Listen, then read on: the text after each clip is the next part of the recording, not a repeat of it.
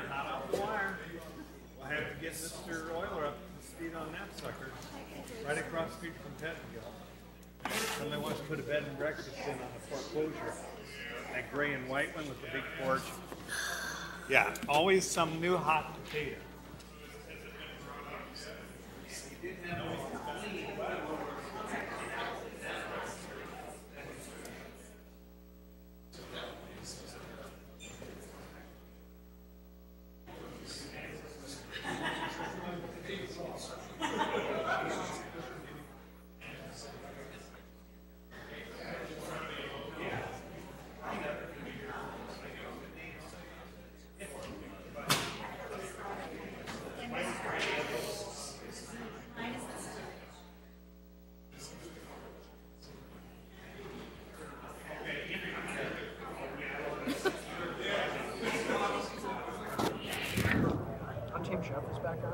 We approve that 2 weeks ago.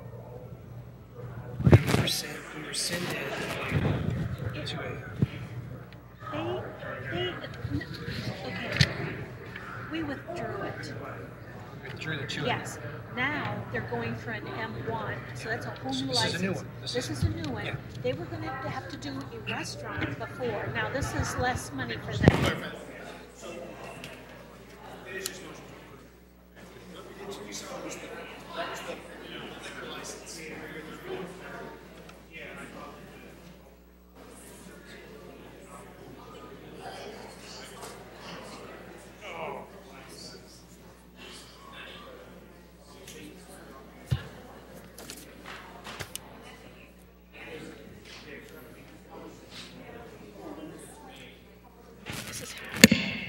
Yeah, it sounds like it.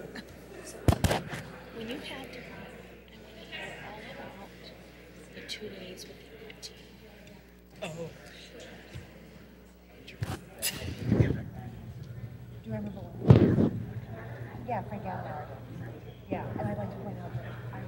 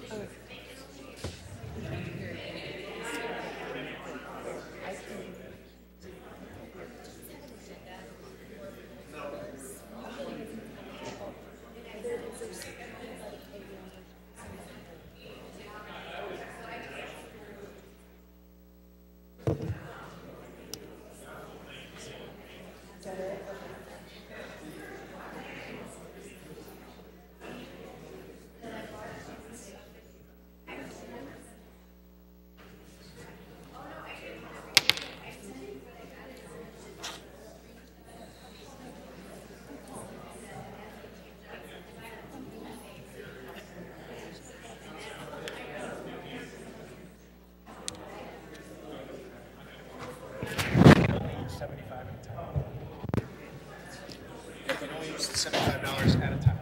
That's where I have the $75. Okay. Okay.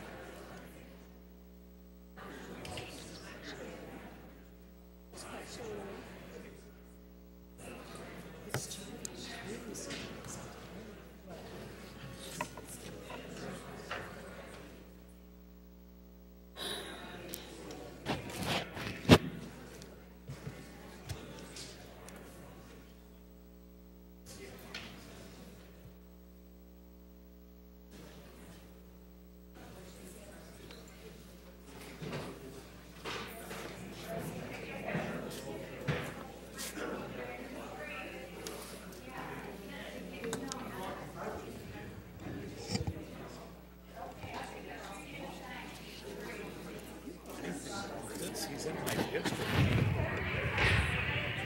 Frank gave those shares. Yeah, I'm going to. Yeah, it's a gift certificate. Well, I know, and they gave a card too, but hey, it's in my district.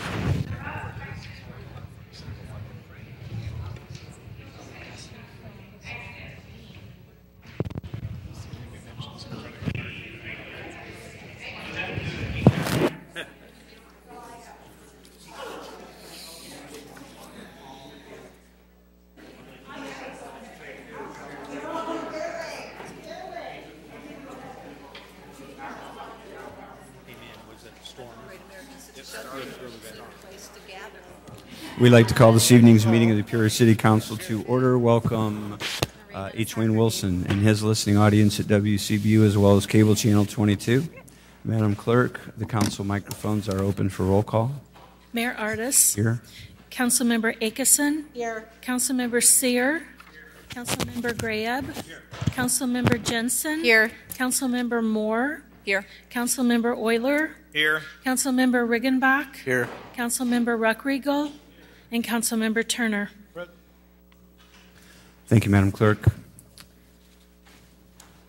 Notice was received by a member of the City Council in accordance with rules established in Ordinance Number 16142, and the member will be deemed authorized to attend the meeting electronically unless a motion objecting to the member's electronic attendance is made, seconded, and approved by 2/3 of the members of the City Council physically present at the meeting. If no such motion is made and seconded, then the request by the member to attend electronically shall be deemed approved by the City Council and the presiding officer and shall declare the requesting member present. I'm seeing no motion, so we will declare that Councilmember Montalongo is present. Councilman? Yes. Okay, thank you very much. At this point, we'd like to ask everyone and stand and join us for a moment of silent prayer or silent reflection, followed by the Pledge of Allegiance.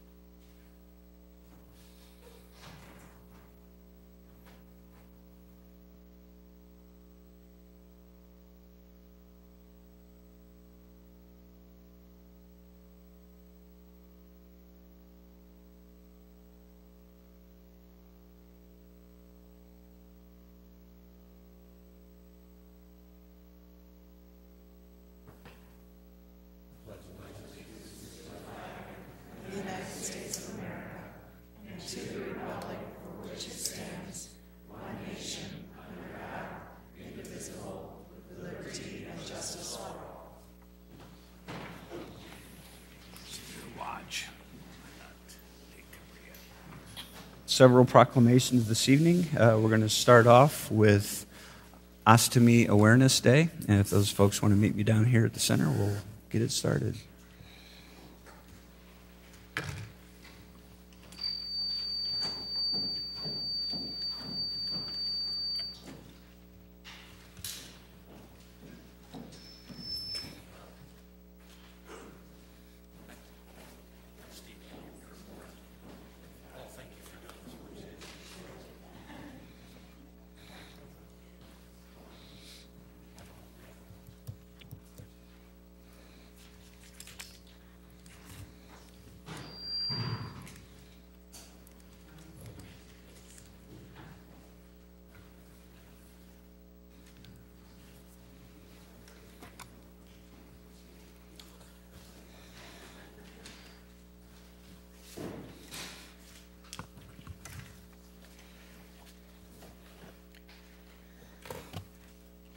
Whereas the day of October 1st has been proclaimed as Ostomy Awareness Day in the United States of America, and not limited to the Peoria area, Ostomy Support Group in Peoria, Illinois. And whereas diseases such as ulcerative colitis, Crohn's, bladder and bowel cancer, and various other circumstances affect over 1 million Americans. And whereas the circumstances leading up to an ostomy, urostomy, ileostomy, and others are estimated to cost our country billions of dollars annually. And whereas ostomies involve people of all ages, including but not limited to babies at birth through teens and into adulthood. And whereas new technologies and treatments are being approved to benefit people living with ostomies, giving hope for more effective treatments. And whereas ostomies impact not only the lives of the individual, but also those of their families and friends. Now, therefore, I, Jim Artis, do hereby proclaim October the 1st, 2018 as Ostomy Awareness Day in Peoria, Illinois.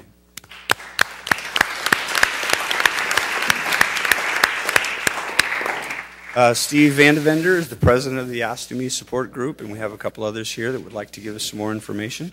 Welcome, Steve. Thank you very much, Mr. Mayor, and thank you, Council.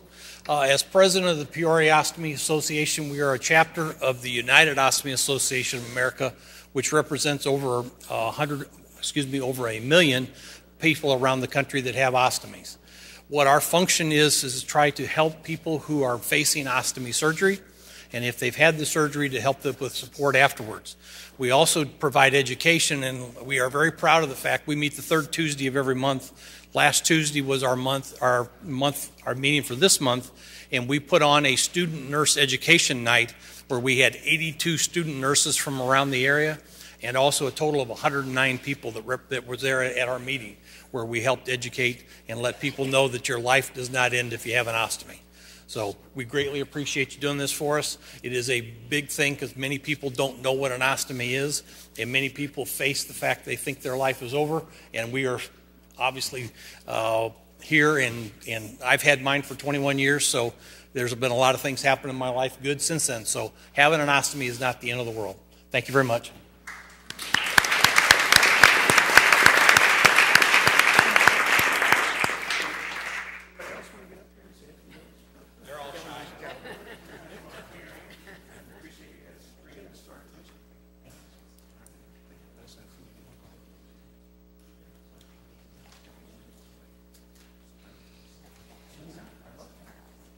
Yeah, absolutely. Thank you. Now is the 2018 Distinguished Restaurant of North America Award for Connected. Mr. Elmo's here.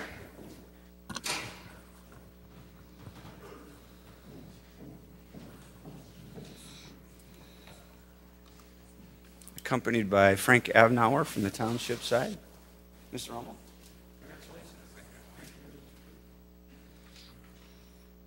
Stand back here so the TV can see it.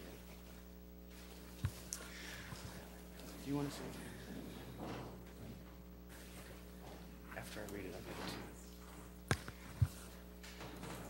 Whereas Troy Ummel was raised in Morton, Illinois, graduated from the Culinary Institute of America, and after working as a chef in Europe and Manhattan, he later honed his craft at Cristini's Fine Dining in Orlando, Florida, a multi-million-dollar restaurant which he ran for 15 years. And whereas Troy longed for his hometown roots, and in 2007, he returned to the area and opened Connected on Dries Lane. His talent and efforts did not go unnoticed. In January of 2018, Troy was honored the Distinguished Restaurants of North America Award, and out of only 578 Dorona restaurants in the United States, Connected is the first restaurant in Peoria to receive this honor. And whereas Troy's love of cuisine provides diners with menu items that are made entirely from scratch, from the stocks and sauces to the signature entrees and desserts, Troy's high standards combined with his dynamic personality make for a unique dining experience. And whereas Connected is a favorite spot for special occasions, the interior design, selection of china, choice of music, and overall ambiance provide the perfect tableau for an unforgettable evening. Now, therefore, I, Jim Ardis, Mayor of the City of Peoria, do hereby recognize and celebrate Troy Ummel, owner and operator of Connected, for his receipt of the 2018 Distinguished Restaurant of North America Award.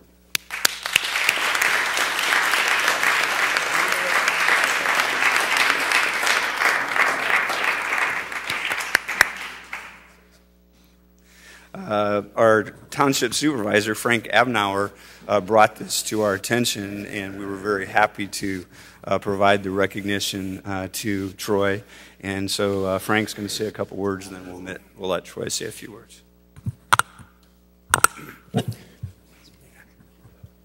I just want to congratulate my good friend Troy. And part of this award, what's kind of special and why I thought it really was deserving, is there were only 2 of these awards given in the state of Illinois, and all the restaurants in Chicago and around the St. Louis area. For Peoria to have one of those is pretty amazing.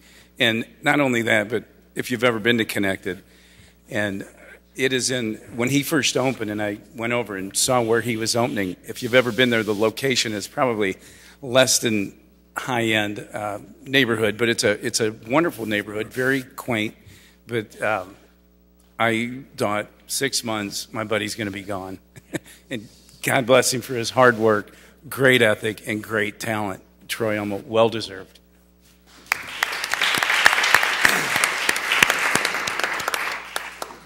Thank you, Frank and Mayor. Wow, who would have ever thought Peoria? So I'd like to thank everybody. Generally, it's the high-profile clients that everyone puts on the wall around your restaurant. I've always believed it's the local clientele that makes the difference. So I'd like to thank everybody in Peoria and the surrounding areas. Thank you very much.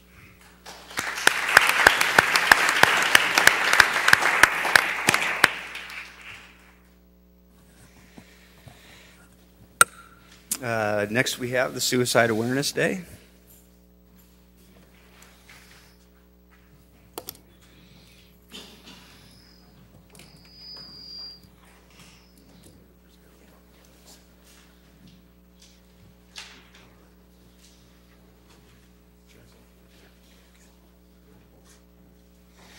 Whereas 22 VA was founded on the fact that September is Suicide Awareness Month, and 22 veterans a day commit suicide.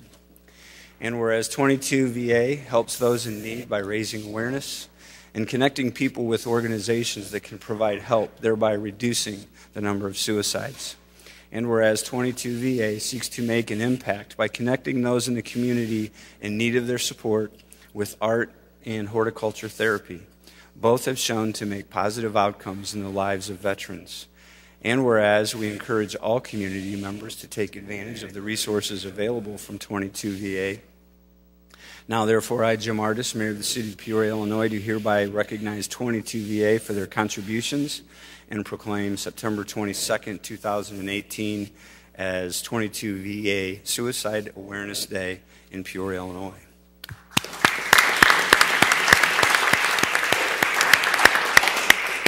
Michael Reagan is the founder of 22 VA, and he'd like to give us a few more comments, please.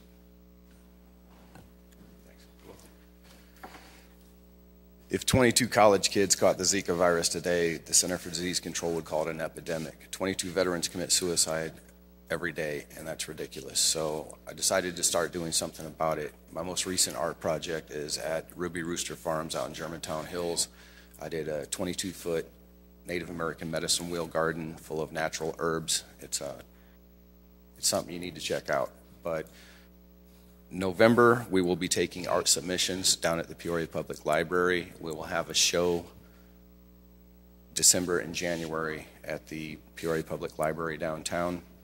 We also will be at Soldiers Hill at Springdale Cemetery on Veterans Day, so please show up and support us. It'll be at 2:30. Thank you.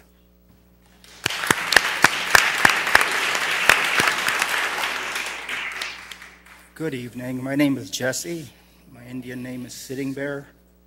And I would really, really appreciate it if you all of you in here will take notice in the awareness of the suicide rate that we have nationwide. It's sad that we lose just one, but 22 a day is the average, sometimes more, sometimes less. I would like to share with you that I was almost a victim of suicide just 2 months ago when I tried hanging myself. I suffer from PTSD, post-traumatic stress disorder, and it's something that those of us that do have that, for whatever reason, it comes out when it wants to. You don't have any choice in the matter. It decides to come out the door whenever it wants to. So there's a lot of veterans out there that are not even speaking about this because I know reason why. You know, when you're in the shadows like we are sometimes in our lives, it's hard to come out into the light because the light seems a little too bright. So please take in this moment for Suicide Awareness Day, and please keep your veterans and active military members in your prayers. Thank you. Aho.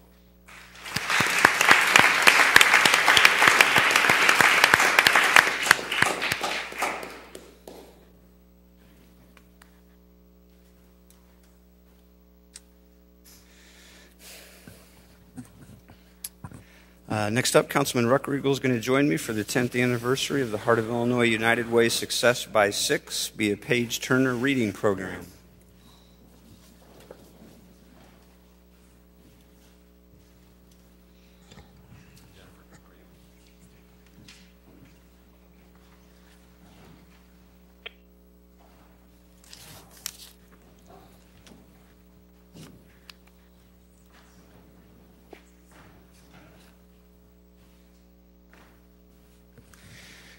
Whereas in 2008, the Heart of Illinois United Way launched the Success by 6 Be a Page Turner reading program targeting children ages 3 to 6 years old in Marshall, Peoria, Stark, Tazewell, and Woodford counties.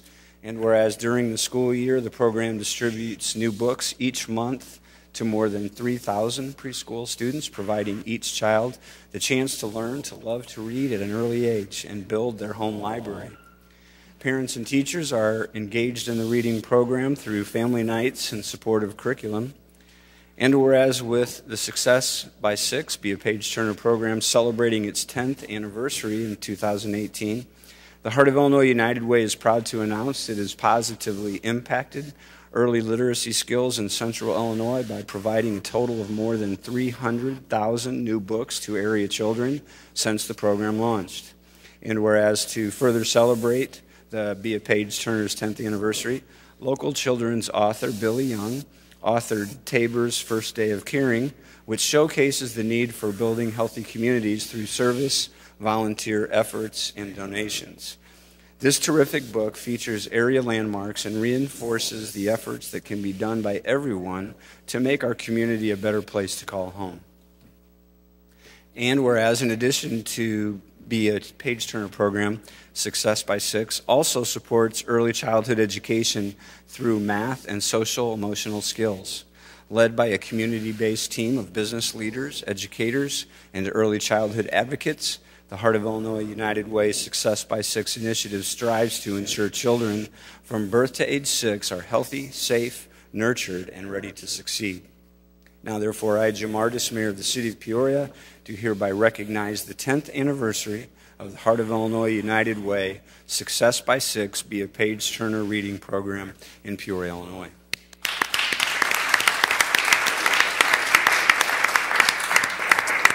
I'd like to ask at-large council member Sid Ruckriegel to say a few words, and then we'll have the folks from the United Way give us a little bit more. Thank you. And thank you to the Heart of Illinois United Way. Peoria is an extremely giving community, not only of its dollars, but its energy, its time, and its talents.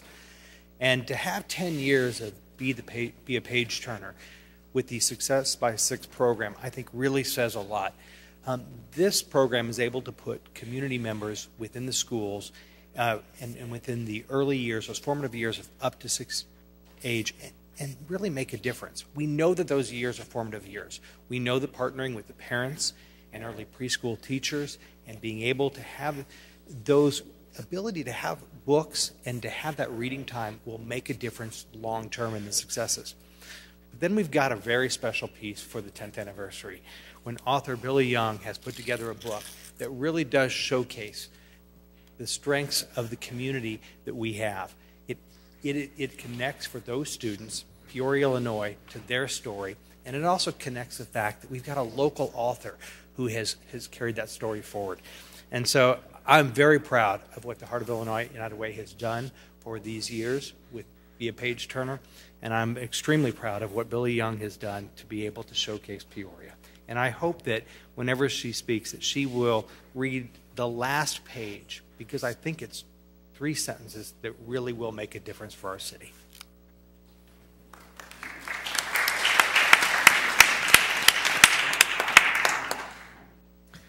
Thank you, Mr. Mayor and members of the City Council for this honorable recognition. At the Heart of Illinois United Way, we believe that our communities are stronger when the foundation of education is built early. This Be a Page Turner program under our Heart of Illinois United Way Success by 6 initiative is a community initiative that needs volunteers, that engages early childhood educators to develop their love for reading for young children very early on. And we are so pleased and so fortunate to have so many community volunteers supporting our work. We're so lucky to have Billy here with us. And we will be sharing this book with other United Ways across the country, and they can customize it for their area as well, which we think is really great to be able to take something so wonderful from this community and share it with others. If you'd like to learn more about our work or to volunteer, please go to the Heart of Illinois United Way website. Thank you again, Mr. Mayor and City Council members, for this wonderful opportunity.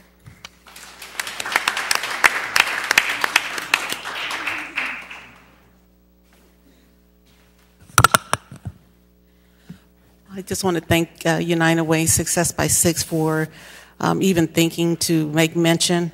It's been a privilege to me personally just to serve with them as a part of this effort, and so I'm just grateful for that. I've been asked to read the last portion of the book.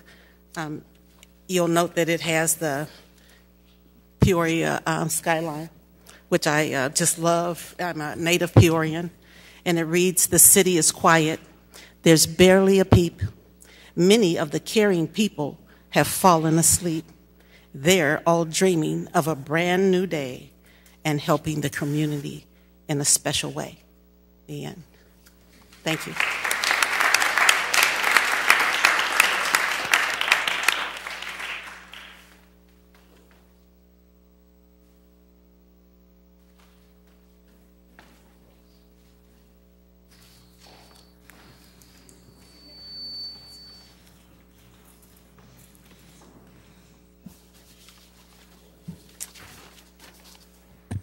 Next, we have the Peoria Art Guild's 56th Annual Fine Art Fair.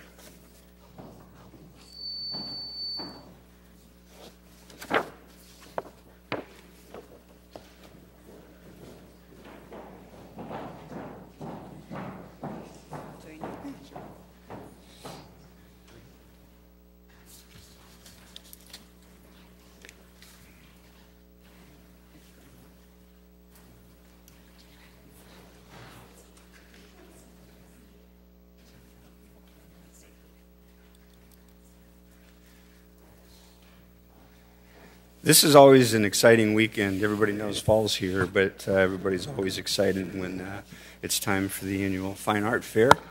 Whereas the Peoria Art Guild, one of the oldest arts organizations in the country, will host their annual Fine Art Fair from September the 28th through 30th on the Peoria Riverfront. And whereas this nationally recognized event draws thousands of visitors to downtown Peoria to see the work of 130 artists from around the nation, to enjoy live music, and to take part in the Kids Art Festival while enjoying treats and libations from local restaurants. And whereas this year's fair will feature some changes, including a Friday night opening and the I Buy Art campaign, designed to encourage and acknowledge visitors who purchase art while at the fair. And whereas the Peoria Art Guild Fine Arts Fair has been ranked number 75 in the top 200 fairs by Sunshine Artist Magazine, a prestigious honor for any art fair, and whereas the Peoria Art Guild Fine Art Fair credits its success to the artists, the beautiful setting, the supportive audience who attend and purchase art, and the hundreds of volunteers who return every year and after year to execute this time-honored event. Now, therefore, I, Jim Artis, Mayor of the City of Peoria, do hereby recognize and celebrate the Peoria Art Guild's 56th Annual Fine Arts Fair in Peoria, Illinois.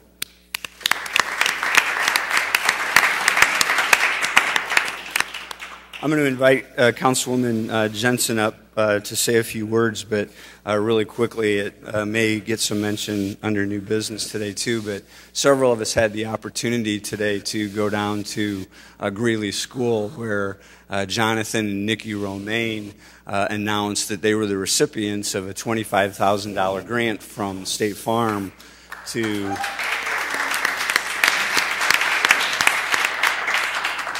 really help kickstart what Jonathan and Nikki are going to do in that building. And the reason I bring that up is because we made mention to, and this just reinforces it, what a large part that arts and the arts in general play in our community.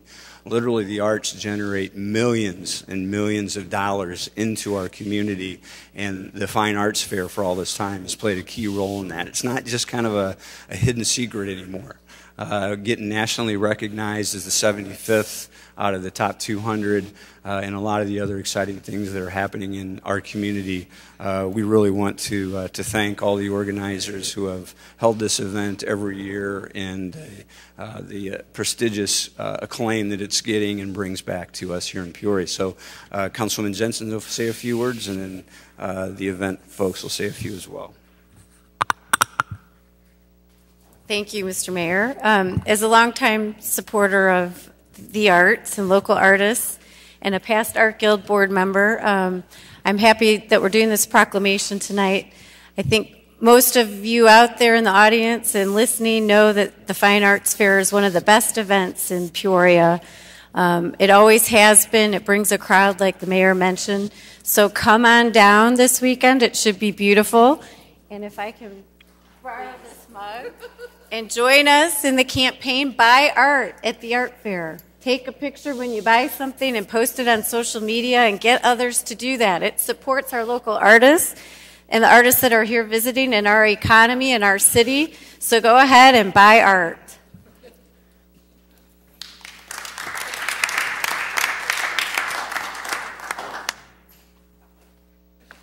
On behalf of the Peoria Art Guild, we would like to thank the City of Peoria for their support. Without their support, this art fair wouldn't happen. We would like to invite everyone to come down to the art fair this weekend.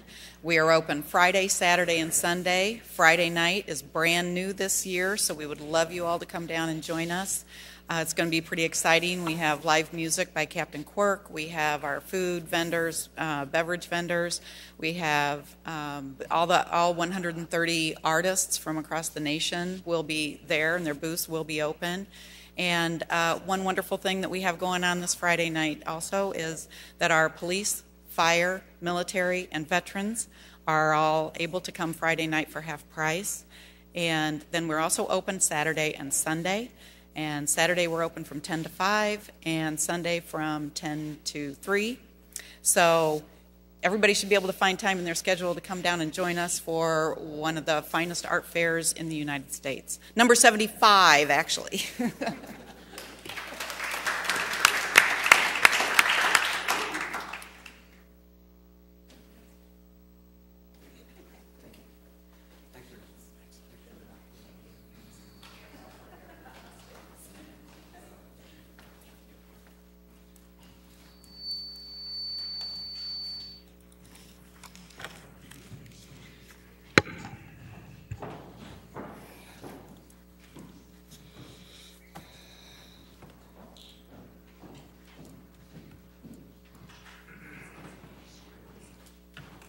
Graham. Mr. Chairman, I move to approve the minutes of the regular City Council meeting held on September 11th, 2018, and the special City Council meeting held on September 18, 2018, as printed. The motion seconded by Councilmember Turner. Are there any corrections or changes to the minutes? Seeing none, please cast your ballots. Councilmember Montalongo? Yes. That motion passes unanimously. Thank you. Madam Clerk? We are at the township portion of the agenda. 18-281 is a request by the township supervisor for approval of a resolution authorizing the township supervisor to request issuance of a credit card by Busey Bank.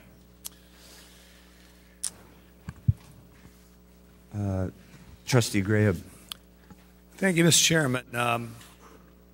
Township Supervisor Abnauer is here tonight, and I wanted him to speak directly to this so no one would have any illusions that he is using it to eat at Spotted Cow or some other fine restaurant in our fair city.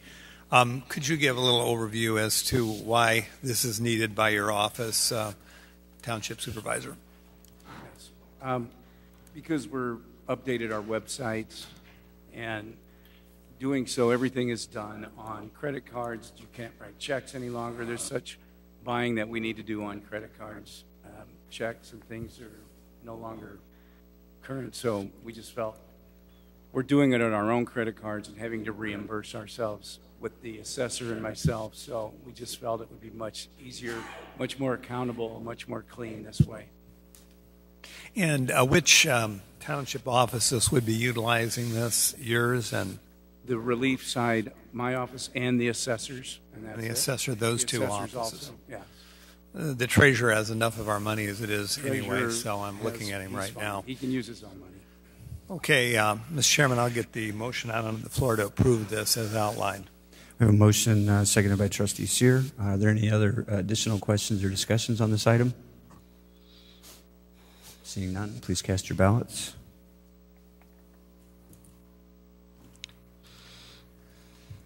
Trustee Montalongo. I vote yes. That motion passes unanimously. Madam Clerk. 18-282 is a communication from the town officials with a request to approve monthly anticipated expenditures for October 2018 for the town of the city of Peoria. Trustee Graham. Chairman Artis, I would move to approve as outlined. Motion to approve, seconded by Trustee Ruckriegel. Discussion on this item. Seeing none, please cast your ballots.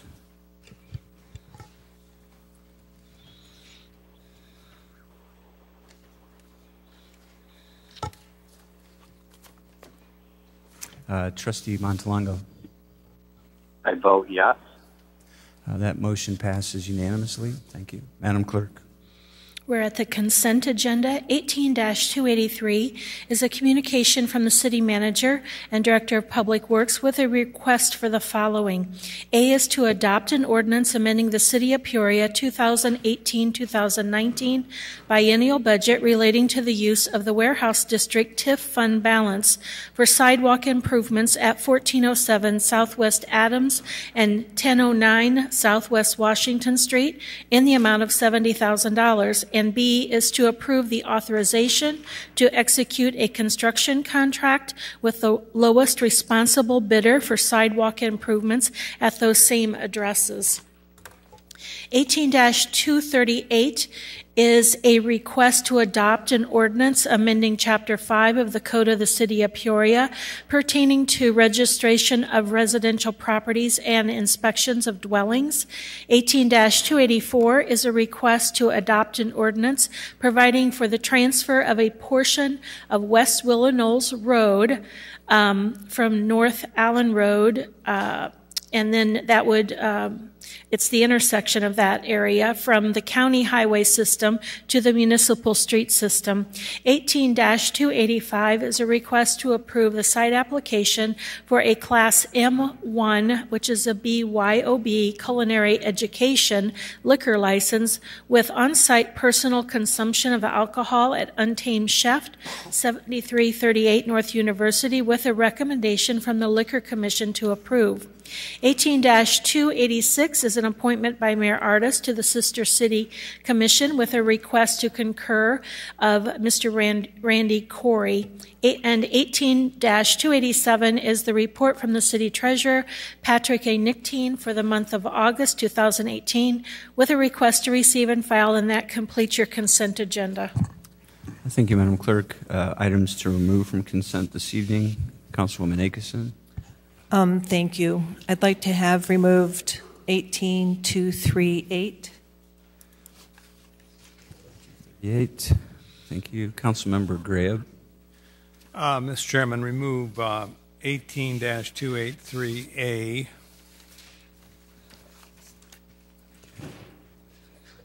Okay. Any other items to remove from consent this evening? Okay. We have a motion to approve these items remaining. Councilman Regenbach, seconded by Councilmember Moore. If there's no further discussion, please cast your ballots.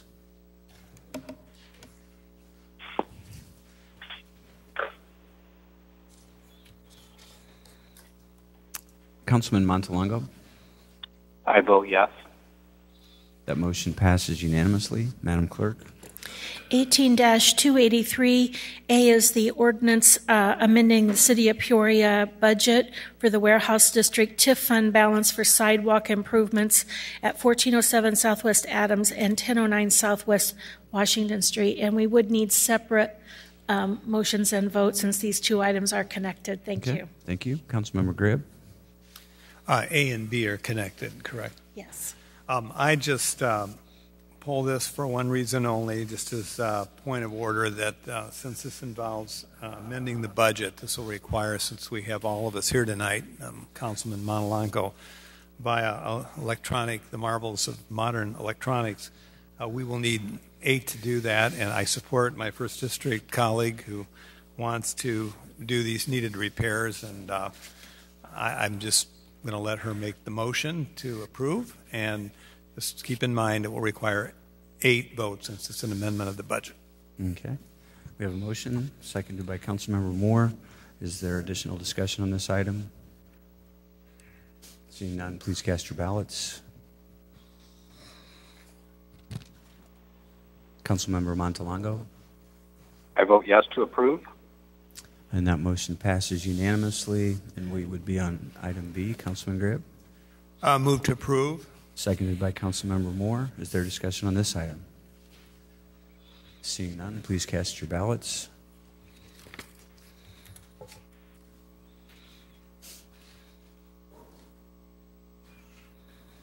Councilmember Montalongo. I vote yes to approve. Yeah, that motion passes unanimously. Madam Clerk.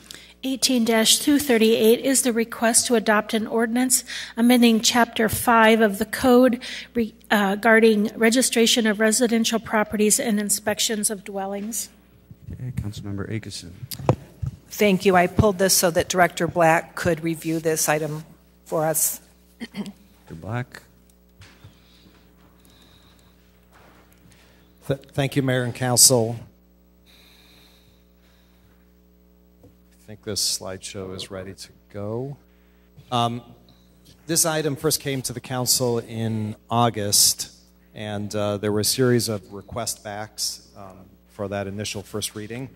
And so tonight I'd like to go through the responses to those requests. The only action being requested at council this evening is simply to allow us to implement the optional system so that if someone has a housing violation case, it can be dealt with administratively outside of the hearing officer process. So that's the only request that is before the council this evening. We're having very good, very productive discussions with various groups in town about all of the other items that were discussed in August, and we anticipate bringing all of them back to council before the end of this year for implementation in 2019. So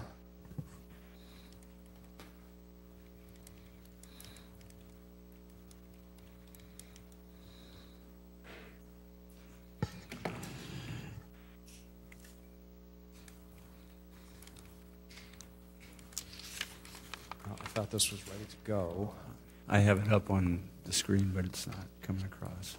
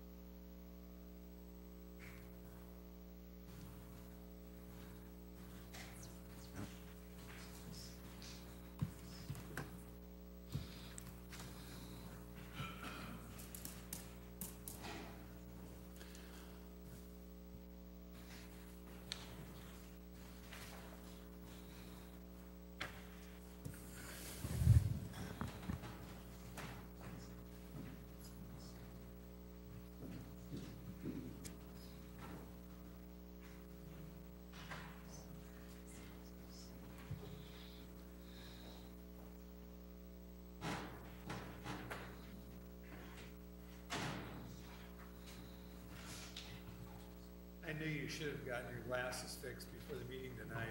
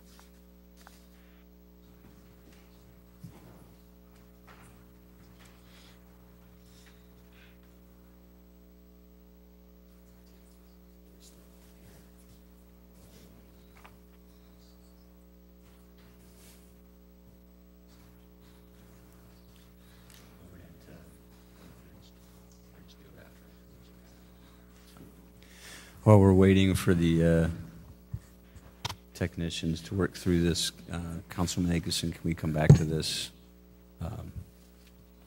maybe after regular business, as soon as it reboots? Okay, thank you. We're going to move this to after regular business. Do you need a motion for that? Councilmember Akeson, motion to move, seconded by Councilwoman Jensen. If there's no discussion on that, please cast your ballots.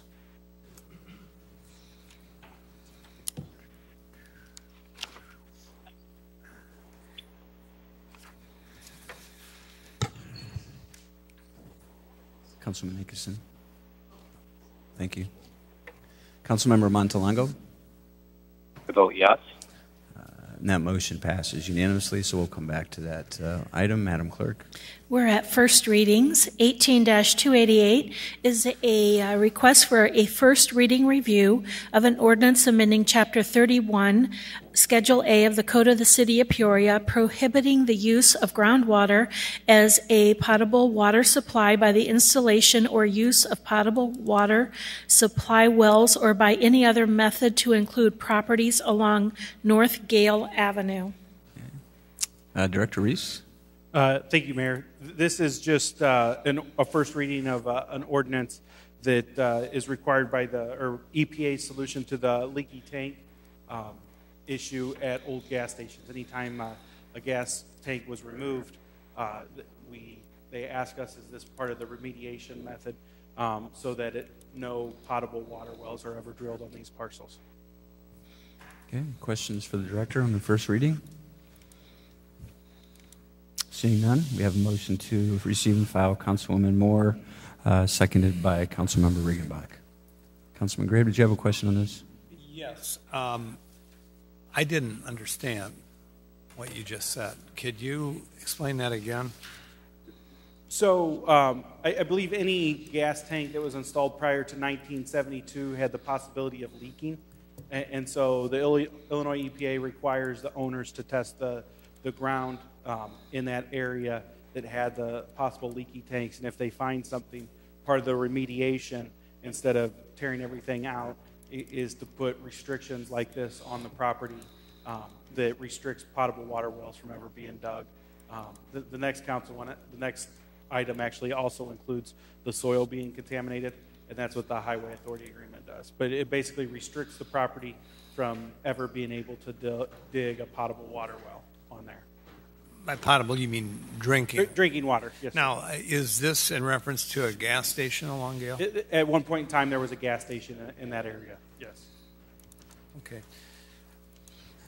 I have no problem with it. I just didn't quite get my arms wrapped around it at first. Thank you. Okay, thank you. Any other questions on this item? We have a motion and a second.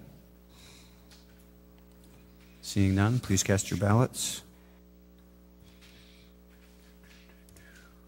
Councilmember Montalongo. I vote yes. That motion passes unanimously. Madam Clerk. 18-289 is a first reading review of the following. A is a proposed highway authority agreement between the City of Peoria and Jam Petroleum for the property known as 6025 North University Street. And B is a limited area groundwater ordinance for parcels as outlined. and portions of Northmore Road and University Street. Okay, Director Reese. This is very similar to the previous item.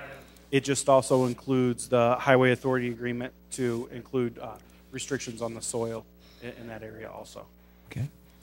Questions on this item, first reading? Seeing none, we would have a motion to receive and file. Councilman Sear, seconded by Councilman Rodrigo. There's Councilman Graham. Director Reese, I apologize for this, but the idea of remediating the problem might be more of a risk than remediating the problem. Is that the calculus that's being made on all of these? Yes, and that's the Illinois EPA's, it's part of their solution to these leaky tank issues. But there is, in the opinion of the experts, no fear that this could leach into surrounding properties or areas or water lines or whatever.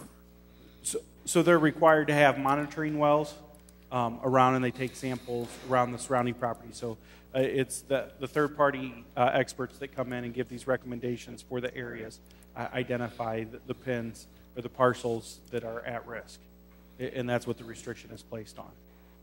How long is this monitoring done? I would have to get back to you on. Who does the monitoring again? Did you say the EPA? It's a third-party provider for the EPA, yes. Contract that out to a third party? Yes, sir.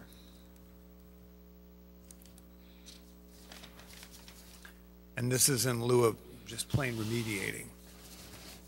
Yeah, it might not always be feasible to, the potable water is a harder issue than the soil contamination to remediate or to take care of the soil. What they would have to do is dig it all out in the area that's infected, and then usually you test it, and it becomes, typically if it's petroleum contamination, it becomes what's called non-special waste, and then you have to take it to a landfill and bring in new soil or take out up to 18 inches of it and cap it.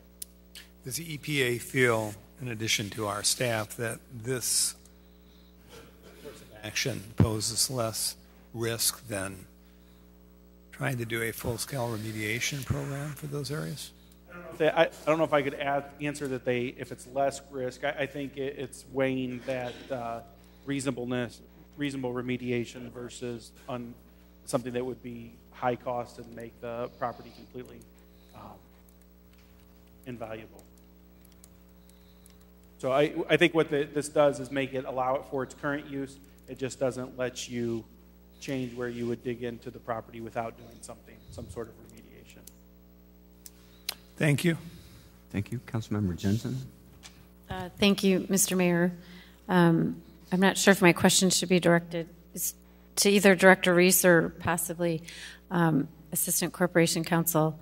By passing this, we're not creating any additional liability or responsibility for the city if something happens? No, liability for the contamination would remain with the generator of the waste. Okay. I just wanted to confirm that. Thank you. Thank you. Any further questions on this item? We have a motion and a second. Seeing none, please cast your ballots. Councilmember Montalongo. I vote yes. That motion passes unanimously. Madam Clerk. 18-290 is a request for a first reading review of an ordinance amending Chapter 5 of the Code of the City of Peoria pertaining to regulations for inactive construction or development sites. Okay. Director Black. Mayor. Thank you, Mayor. This is a first reading to add perhaps a missing component to the existing building code.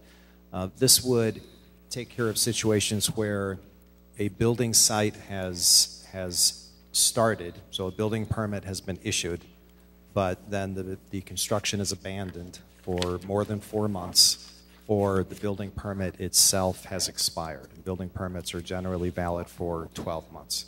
And in that case, if the construction site has been abandoned or the building permit has expired, then the property owner would have to return the site back to the original condition by grading, seeding, and removing any of the construction equipment and or construction fences that are in place. Questions? I have Councilwoman Jensen. Thank you, Mr. Mayor. First, Director Black, I'd just like to commend you for the good work on this. I'm very pleased to see this come forward. In the years I've been on the council, I know this issue has come up more than once with residents and neighbors upset with properties that hopefully this now will cover. One question I have, I know I've talked to the city manager, and in our discussions, I think maybe you were part of the email conversations about a property that's on University Street where we've had a number of complaints. Will that fit under this new regulation? So that specific situation would not fall under this because no building permit has been issued for that location because no building plans or site plan have ever been submitted for review.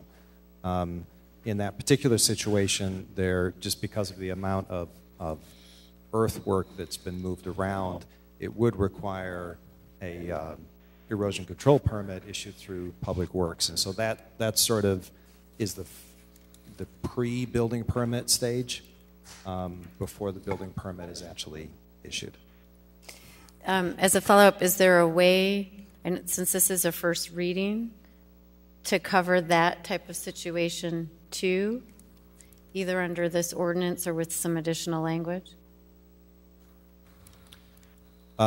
Certainly, I think we can get together with Public Works and talk about the entire development continuum, and from the point that someone starts to bring in fill to the point that the building is finished, and try and make sure that there are no gaps in that process. Okay, thank you. I'd like to see something worked on along those lines. Thanks. Okay, we have Councilmember Moore next. Thank you, Mr. Mayor. Director, I wanted to make sure I understood this particular Section 5-99. It reads as if it's a property where it has to be graded, sodded, or seeded. But in the event that this is, let's say, something in the urban area that has no grass that needs to be sodded or seeded, there is no equipment that's out. Maybe the building is just under renovation and they've stopped for the winter. In that case, is that just simply a matter of alerting your department that the construction won't continue until spring? Or, I mean, I can imagine there are different situations. Let's use the 4 Points, for example, where for a period of time that property went inactive because of legalities and those kinds of things. So in that event, using that example, what would your department do? Would we just contact them to find out what they're doing, get up to speed with what they are planning to do, just to make sure we're aware of it, or would we do some type of remediation? In the case of the 4 Points, that's exactly what we did. We've stayed in contact with the owners and with the contractors, and yes, there have been some gaps in terms of the work that's been going on, but there's always been an active building permit for that site, and so we would consider it an active construction site. This is, and we can massage the language, but this is really designed for a situation where it's clear that the construction, the development, for whatever reason, has been abandoned, and the property owner has walked away from it. So the chances of any equipment being left on site is probably very slim.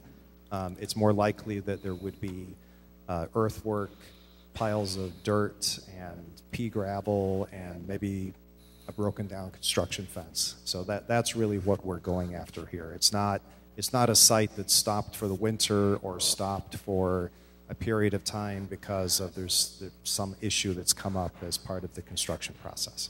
Thank you. Okay, thank you. I had Councilmember Riggenbach next. Thank you, Mr. Mayor. Director Black and Director Reese, thank you for working together on this. And what If you could, we've talked about this offline, but just so we're all up to speed on it, when a demo permit is pulled, is there a construction fence required at that time? And in conjunction with that, when is an erosion control fence required? So one for each of you, I think.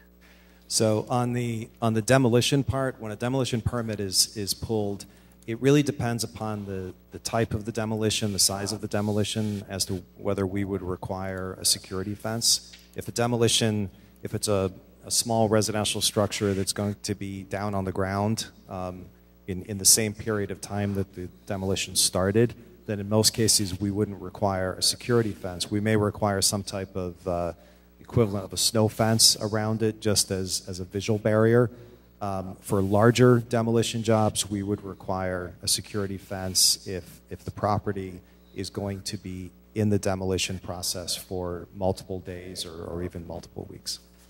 Thank you. And then the erosion control requirements kick in if more than 5,000 square feet of earth is disturbed.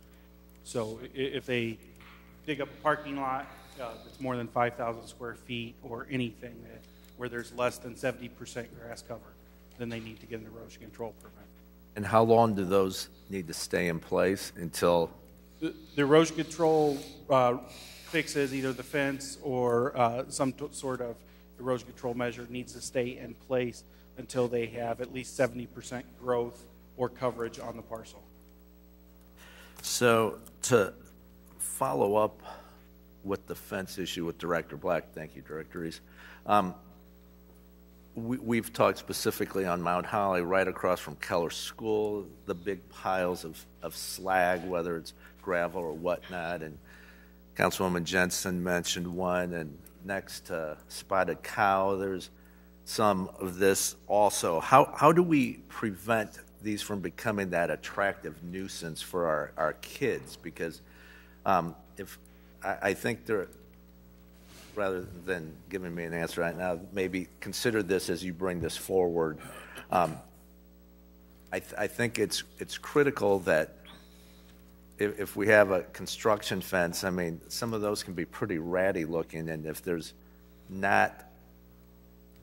they haven't pulled a building permit, I realize our hands are somewhat tied, but there's got to be some way between that demo and the building permits being pulled that we address that. And the last thing I think any of us want to see is to hear a report about some kids climbing on this pile of gravel and something tragic happening. So that, besides the obnoxiousness of the look of it, I think there's also a safety concern that we need to factor into this. So if you could see what that looks like when you bring this back, I'd appreciate it.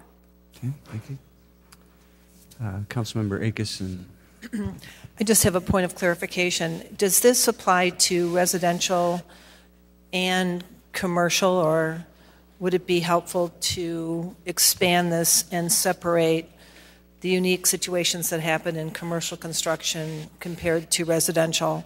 I know of a situation where someone started a restoration and ran into whatever trouble it was, had the roof halfway off, had some tarps covering the roof. It was very frustrating to people who lived in the neighborhood. It really dragged on for a long time, and I don't really remember how it was all resolved.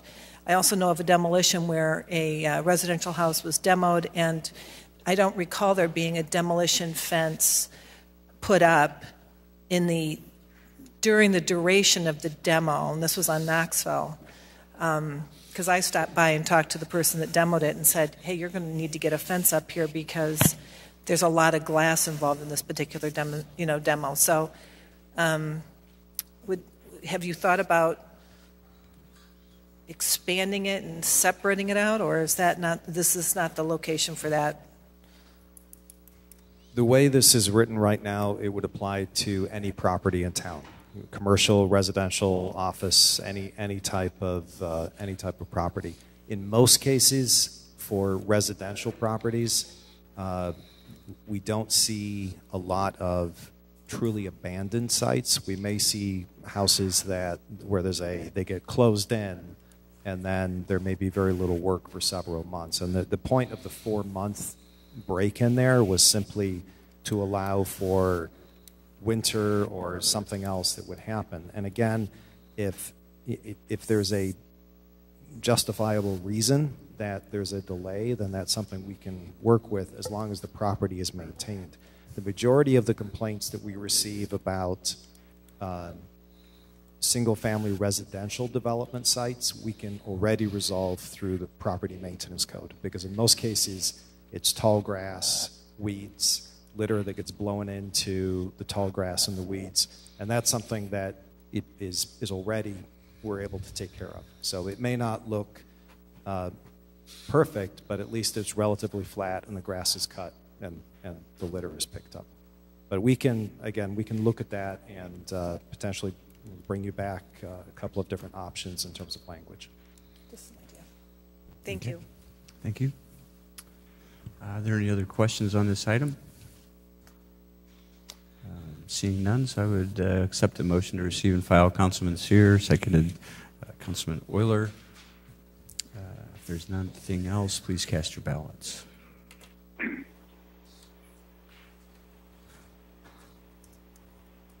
Councilmember Montalongo. I vote yes. That motion passes unanimously. Would you like a motion to go back to the consent agenda, Madam Clerk? Okay, so we have a motion to go back to consent under item 18238 by Councilwoman Akeson, seconded by Councilman Graham.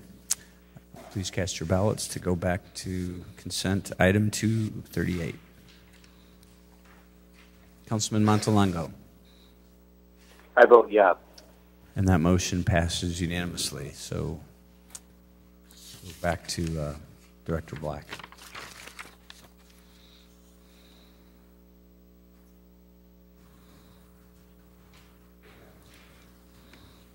Thank you, Mayor. The slide packet before you that was part of the agenda has all of the original slides, and then this report back is at the back. On the printed copy on your desks, it starts with the actual report back slides. So I will go through these as quickly as possible.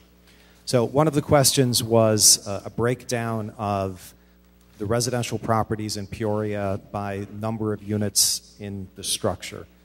This will probably not surprise any of you that the majority of residential structures in Peoria are single-family, either single-family detached, by far the largest, or there's a few one-unit attached.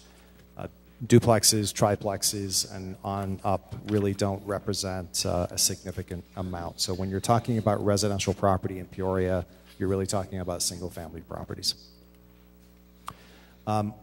Another question that came up initially was for a breakdown of environmental actions by type. So, and this is approximately 16 months, a little bit less than 16 months worth of actions.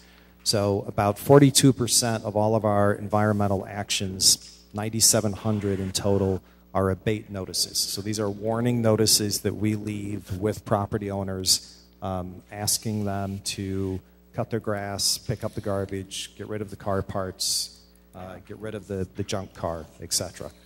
The second largest amount of work that we do, 34% of the environmental actions are work orders. So the work order, the best way to think about this is of the 9,714 warning notices that we issued, 7,910 didn't bother to do anything about the warning notice, and so the city sends a contractor out to cut the grass, clean up the garbage, tow the car, etc.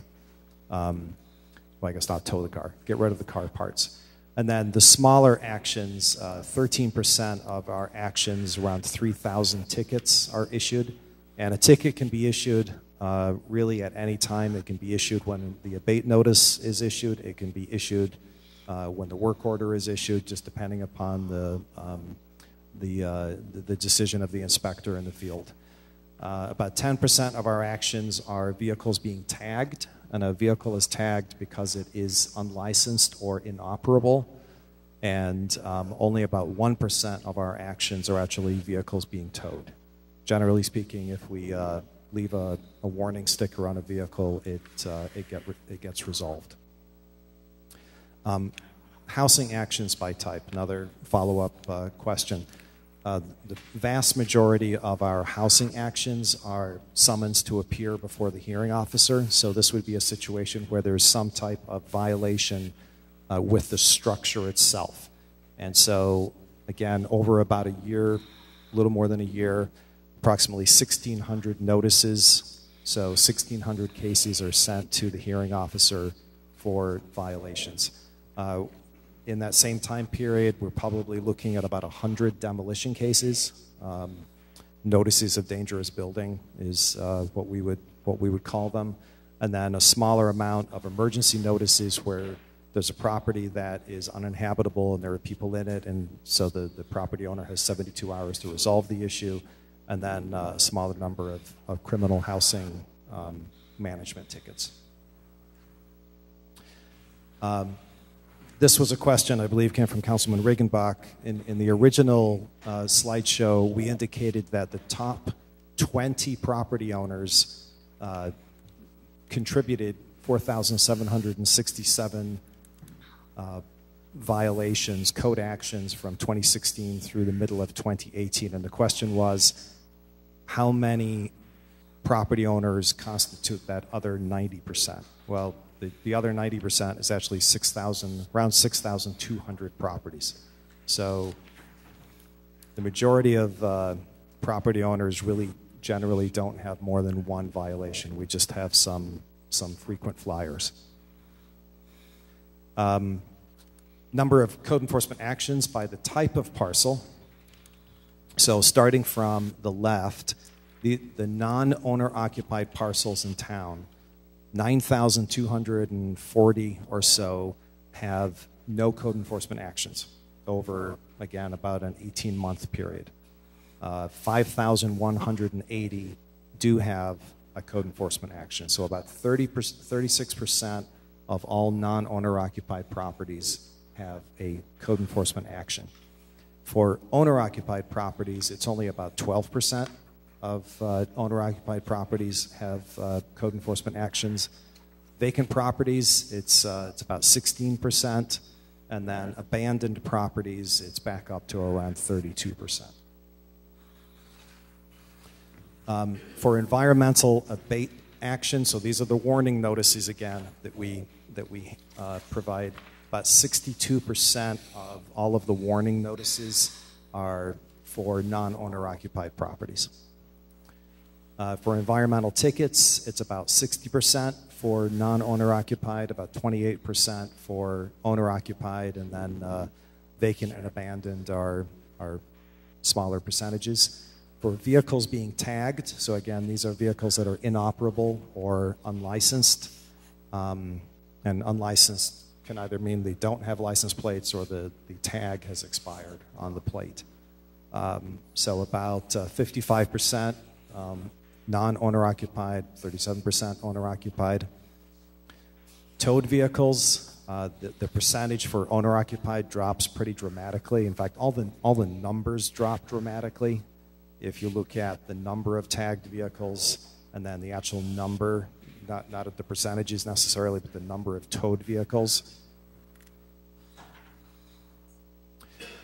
Environmental work orders, so these are situations where the warning notice has not had the intended result, and a city contractor has to go out to clean up whatever the violation is. About 58% are on non-owner occupied properties, and then it's somewhat even between or among the owner-occupied, vacant, and abandoned properties. 72-hour emergency notice. These numbers, the actual numeric numbers, they're so small over a 16, 18-month period that the percentages could vary greatly from one year to another. So I think this just kind of gives you a snapshot, but it really would not be indicative of any type of long-range trend. Hearing officer summons, so these are properties that have an exterior violation where the property owner receives a notice to appear before the city hearing officer. About 66% are non-owner occupied, 33% owner occupied. We generally don't send vacant or abandoned properties to the hearing officer because nobody's going to show up. So it's generally not a good use of time. Question came up in terms of the total amount of dollars that the Community Development Department uses on an annual basis. And this again is about a 16-month period, 18-month period, all of 2017, about half of 2018. The total expense cost for work orders was about $1.3 million, $38,000 for board-up costs. And the board-up costs, this includes if the police department or the fire department call for a board-up, the bill is paid by the Community Development Department. So this $38,000 would be for any board-up call that comes from a city department. Over the same time period, we issued about $576,000 in environmental tickets, about $1.8 million in housing fines and defaults issued by the city's hearing officer. So for a total, I don't know if billed is the correct word, but a total accrued amount of cost and billed and actual payment to contractors of about almost $3.8 million. So just to conclude, the code enforcement goals that we have is really just to get the property owners to proactively maintain their property. And I would expand that a little bit to say the property owners or the tenants or anyone else in control of the property to maintain the property that they are at. When a violation does occur, we want to get them resolved as quickly as possible, again, by the property owner or the tenant or anyone else in control of that property, because violations, particularly when it comes to garbage, have a habit of spreading pretty rapidly. And any type of violation is certainly a negative impact on the community. And then the third goal is simply that the general taxpayers of Peoria are not paying to maintain properties that they don't own.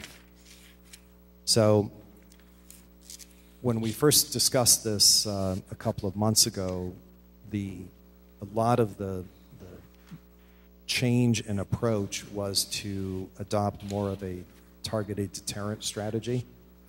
And I think this sort of best represents the need for that. There are approximately 45,000 residential parcels in the city of Peoria. Of that 45,000, there are about 9,400, 9,500 that would have a code enforcement action on a typical annual basis. Of that 9,500, about 5,000 of them are non-owner occupied with code enforcement actions. We have a pretty high recidivism rate, so about 4,000 properties have 3 or more actions, but we've got this sort of hardcore, frequent flyer, 8, 9, 10, a dozen code enforcement actions in a year.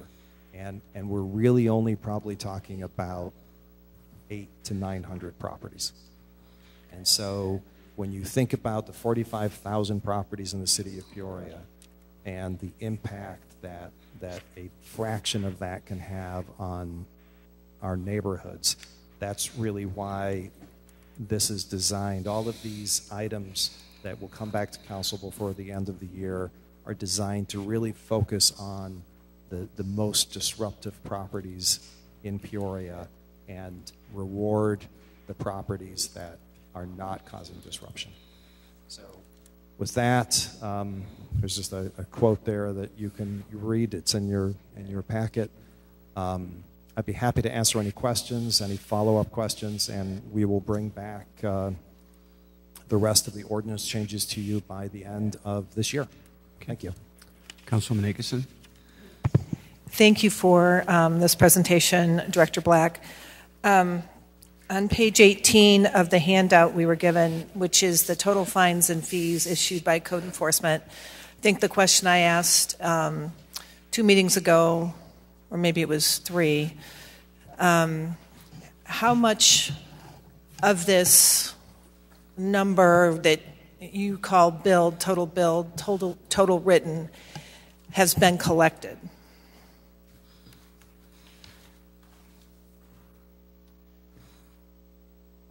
Councilwoman, I don't have an answer to that. I can certainly work with other city departments to try and get at that specific number. Okay, so I think for the council members and maybe the listening audience, anyone else interested in a budget issue, could you describe the process once a code infraction occurs and you end up getting a ticket? You have an opportunity to make the repairs and then you're not charged anything. Is that correct? Are you charged regardless of whether you make the repair or not? I think the answer is it depends. I mean, I can walk through these item by item as I understand the billing process to work. So work orders, there is no appeal to the hearing officer for a work order. It's either done or it's not done. We can certainly look at work orders that were there was a mistake, and mistakes are made, and a very small percentage of them. But work orders, the bill for the work order is sent to the property owner by the finance department. And I'll take over from there. When a work order is issued on a property, finance receives the bill to pay the work order to the vendor. And on top of that vendor cost is also an administrative cost. That sheet gets sent to accounts receivable. Accounts receivable bills the property owner for the total, including the administrative cost. If that amount is not collected within 60 to 90 days, then that amount is turned over to the legal department. So for 2017, our total collections for weed and litter were about $676,000.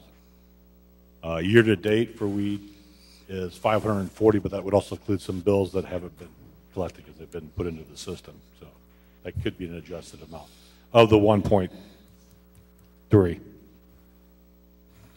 Okay. The number, okay, so where I want to zero in on housing fines and defaults. So this number is just what was billed in the year 2017 and 2018 up to August 30th, or? I believe these numbers were through the end of June, maybe into July, and everything under housing fines and defaults, the inspectors don't write housing tickets. They write environmental tickets. Housing fines and defaults are levied by the hearing officer. I'm just looking at these numbers because we need the money, and the intention of writing fines is not to collect money. The intention of writing the fines is to encourage people to keep their properties up. I mean, I don't believe that any fine is intended to create hardship for someone. It's just that we have to be mindful of what happens to cities when they start losing sight of declining property values. So it's very expensive for us to live in a city with an expanding number of properties that would be considered blighted. All right, so if we know that there's $1.8 million worth of fines that we should be able to collect,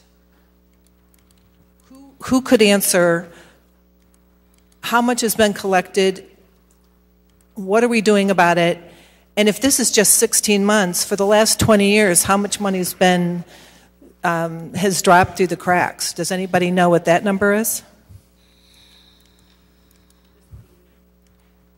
City manager or assistant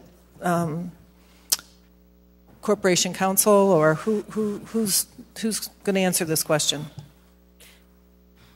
Councilwoman, I apologize. I don't have a direct number to give you for exactly what has been collected. I can tell you a couple of things.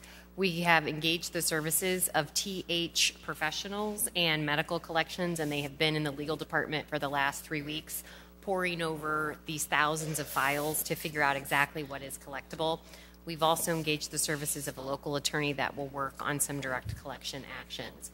And I can tell you that what we've been able to determine so far, and we will have a more definitive report on that as far as the numbers are concerned, is that of the 1.8 million that you see there, not necessarily all of that is considered collectible. Any fine that was assessed by the hearing officer that you would consider a high dollar fine has generally been appealed to the circuit court. And once it reaches the circuit court level, multiple things can happen. The judge obviously could overrule the decision, could lower the fine, or through negotiation we could come up with perhaps a more reasonable amount that the property owner pays. So even though that number says 1.8 million, from a legally collectible standpoint, I don't know if that is necessarily what you could count on for revenue purposes. But we are working on that number and are hoping to have that back from the collection company soon. With 1 minute and 40 seconds left, I'd just like to follow up. So is this the first time that we have seriously taken a look at the discrepancy between what is fined and what is collected?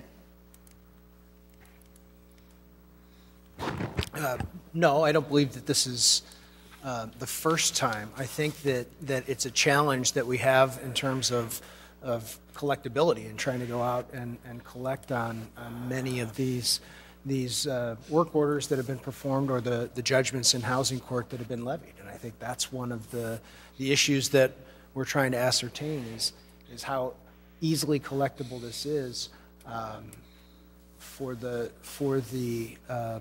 revenues that we, obviously it's a large dollar amount, and we recognize that is a large dollar amount that we have to go after, but it's whether or not we can actually collect those dollars. Mr. Mayor, one more follow-up question. So a comment and then a question. So it should come as no surprise that blight is a very important issue to me.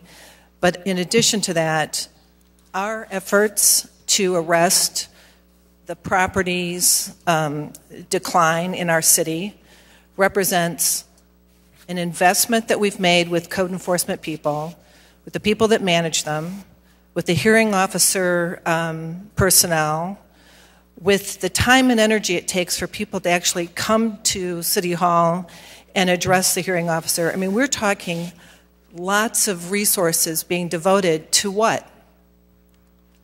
We're not collecting the money, and our blight is getting worse. I think that this has to be way high on the priority list. It's got to be considered an emergency. We need the money that we're owed, and we need to arrest the blight. So I appreciate this, and I look forward to a follow-up report. Thank you. I have Councilmember Ruckriedel next. Thank you, Mayor. Many of my questions were asked by Councilmember Akeson, but I'd ask the question in just a slightly different way, because we probably have, as we go into a new year, some payments that are coming in from arrears. In any particular year, what is the percent of fines that we have billed out or invoiced out that we're actually getting in that year? And then what is a percentage within a reasonable time frame after that? Let's say, I don't know if that's 3 months, 6 months, before they really get to the uncollectible state. And I don't know if we have those answers tonight, but maybe we can get a report back on that. That might help us a little bit as we go into the budgeting cycle, because my question is a 676, is that just for the fines that were here, or is part of that the rolling from the previous year maybe? Right, and I know we've done a calculation. I don't have those numbers with me tonight. of what that percentage of collection is. It gets even more complicated because we actually put them on property tax bills too at the end of the year for the next year, so it does get to be quite difficult. I will say this: we spend a lot of money putting liens on properties, and we're still not collecting. So I don't know if we want to start foreclosing a house. That causes money. That causes money too. So we've tried to exhaust every possible way to collect these funds. We're not just leaving them out there and hoping somebody pays. And I think from my perspective, it just helps a little bit on the budgeting to know what that real number ought to be, because we do realize that some is not going to be collectible on there. But thank you, and if you can maybe provide us a report back on what we think is the right percentage on collectible, that'd be great. Okay. Right, and I have a much better handle on the weed part of it, the weed and litter part of it, not the weed part, but and than I will on the environmental and the housing, because we don't build those, we just basically collect those. So. Councilman Graham. Mr. Chairman, for decades we have been trying to get blood out of some of our malignant community turnips, so to speak. And this is nothing new. However, I certainly want to thank the Community Development Department in concert with Councilmember Akeson for this fine work and very excellent exposition of the problems that we have. However, I keep going back to some of the comments that my colleague, Councilor Jensen, brings up from time to time, and that is this, Director Black. At what time is it more efficacious to go through circuit court to go after a property owner who neglects the property? Maybe they own fines, maybe the property is falling in, perhaps it's becoming a public safety hazard or in the process of becoming that. Are there times when it's more expeditious to go through circuit court than to go through our own hearing officer process? Councilman, yes, there are clear cases where we would go to circuit court, and that would be a case of a dangerous building for a demolition case. We have to go to circuit court to get an order for demolition. There are situations where we've worked with the legal department to file cases either directly to circuit court for housing violations, or after a certain amount of time before the hearing officer, the decision is made to move the case to circuit court. Because if someone, just for example, if a notice to appear before the hearing officer is sent to a property owner, and the property owner doesn't show up and is therefore defaulted, the case in front of the hearing officer is effectively closed. And so, but the violation still exists. And so there is additional leverage in circuit court, but there's also additional cost, and both in terms of actual financial cost and then staff cost, because everything going to circuit court requires more time from the city legal department. In the case of some of our grossest offenders, if they violate a judge's order and they don't comply and they're in contempt, they are subject to arrest.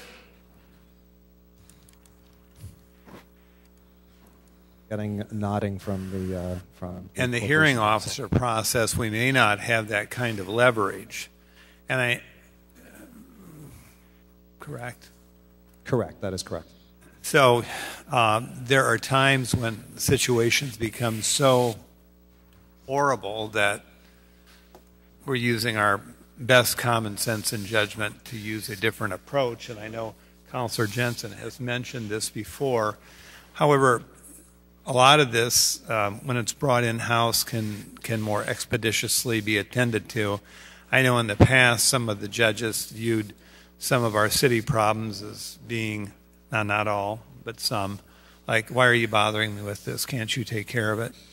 And we've tried to have more of a consistent response by bringing it in-house into our hearing officer process, but we're not precluding these especially dangerous situations where it might be best to go through circuit court and attempt to secure compliance that way. Is that correct? That is correct, yes. So we'll put that as a little addendum to this very complete report. And again, I want to thank my colleague, Councilor Akison, in your department for producing this very interesting report and sobering report, really. And for decades, this has been a conundrum for us, and we've got to figure out how to do something about folks that just continue to flout our rules. And I certainly like the idea of comparing this to what we're doing with the target offender unit, because we have a relatively small number of players who do an inordinate amount of damage, and that's been the case for decades. It's just unbelievable what a handful of folks can do when the vast majority are law-abiding. Thank you. Thank you, Councilmember Jensen. Thank you, Mr. Mayor. Thank you, Director Ross, for this report. I guess I'm quite shocked that we don't know what the number is of all this huge figure of what, like for instance, for work orders, what we've billed, we don't know how much we've collected on the work orders. Is that true, Mr. Scroggins? We know how much we collected. When we do work orders, we bill them as soon as they're issued. They stay on our records 60 to 90 days. If they're not paid, they're removed, they're written off, sent to legal for collections. So I can only tell you what we received, because in the eyes of an auditor, that's not a valid receipt because they haven't paid it in 90 days. As it relates to fines, we do not record those until they're received. No different than any other fine that we assess.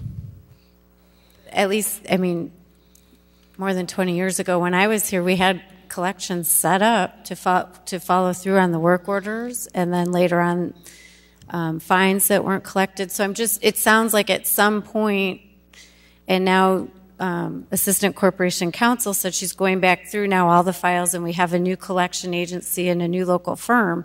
So it sounds like that there's been a gap for a few years on that occurring. So if somebody can shed some light on why we haven't been collecting this, and it sounds like it's been for an extended period of time. I don't know if there's been a gap as much as there have been different methods tried to collect the money. At one point, the city worked with the Illinois Local Government Debt Recovery Program to try to have those outstanding fines and fees placed on any income tax that would have been returned to the property owner from the state of Illinois. They may be placed on the property tax bills, they may be placed as a direct lien, and then we have evaluated files to determine if it's worth foreclosing on the lien. Obviously that depends on what else may be recorded on the file. I also believe the city in the past has used direct collection actions by various legal firms in the area. So I'm not sure it's so much a gap as much as it is finding the right method that's going to produce the most collectability for the city. So as a follow-up then, will legal be responsible for collecting all of these? You have it separated into, I think, 4 different categories?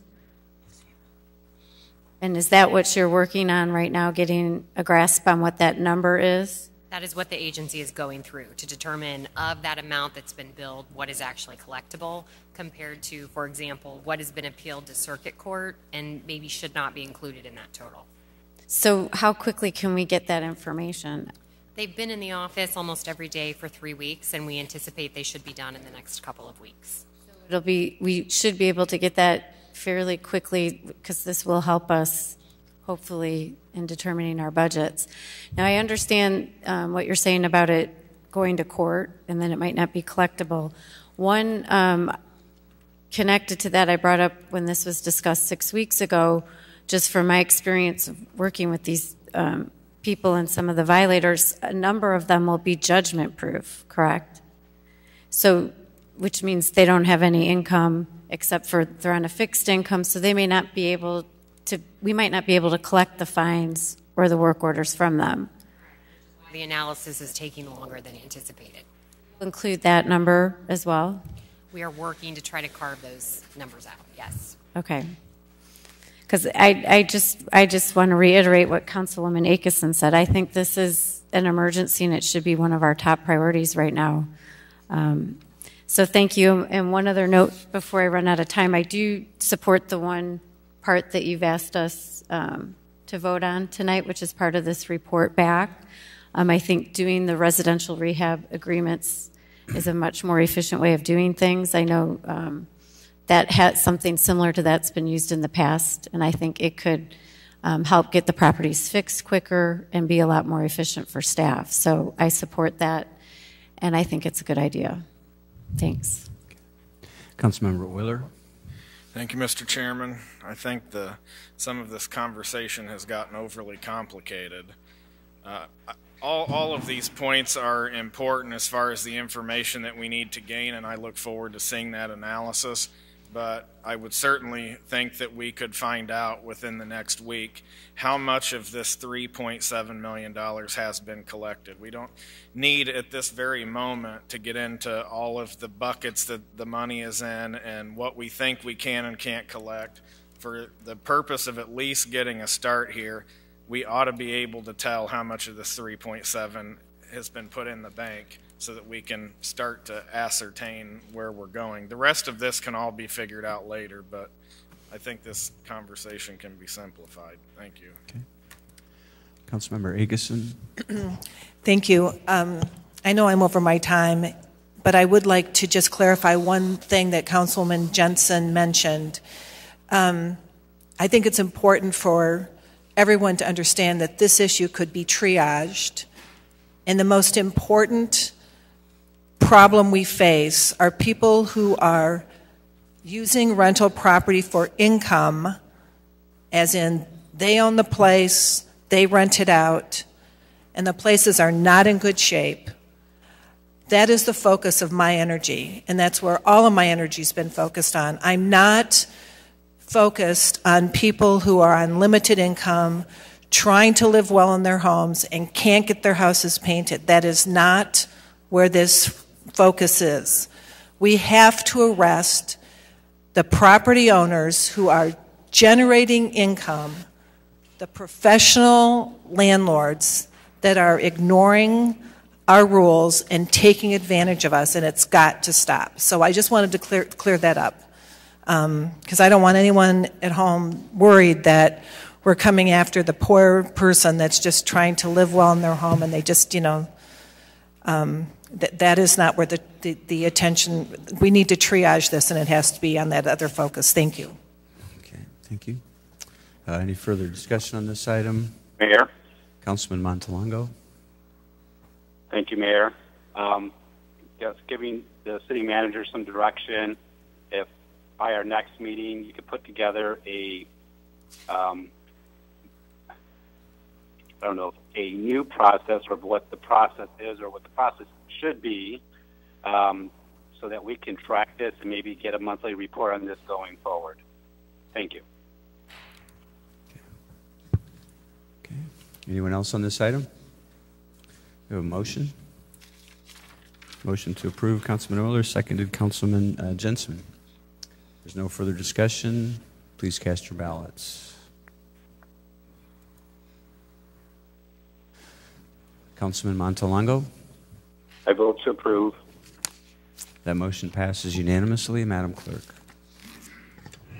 We're at regular business. 18-274 is a request to adopt an ordinance amending Chapter 28 of the Code of the City of Peoria pertaining to traffic and motor vehicles to provide language consistent with the Illinois Vehicle Code. Okay. Councilman Riggenbach. Move for approval. Seconded by Councilman Turner. Is there discussion on this item? Councilman Riggenbach. Thank you, Mr. Mayor. And I just wanted to again thank Director Reese and Traffic Engineer Stouffer for their work in putting this together, and the Bike Peoria group also extends their thanks. They're very supportive of this. Thank you. Okay, thank you. Further discussion? Seeing none, we have a motion and a second. Please cast your ballots. Councilman Montalongo. Vote to approve. That motion passes unanimously. Madam Clerk. 18-291 is a request to receive and file the month ended August 31st, 2018 unaudited financial report.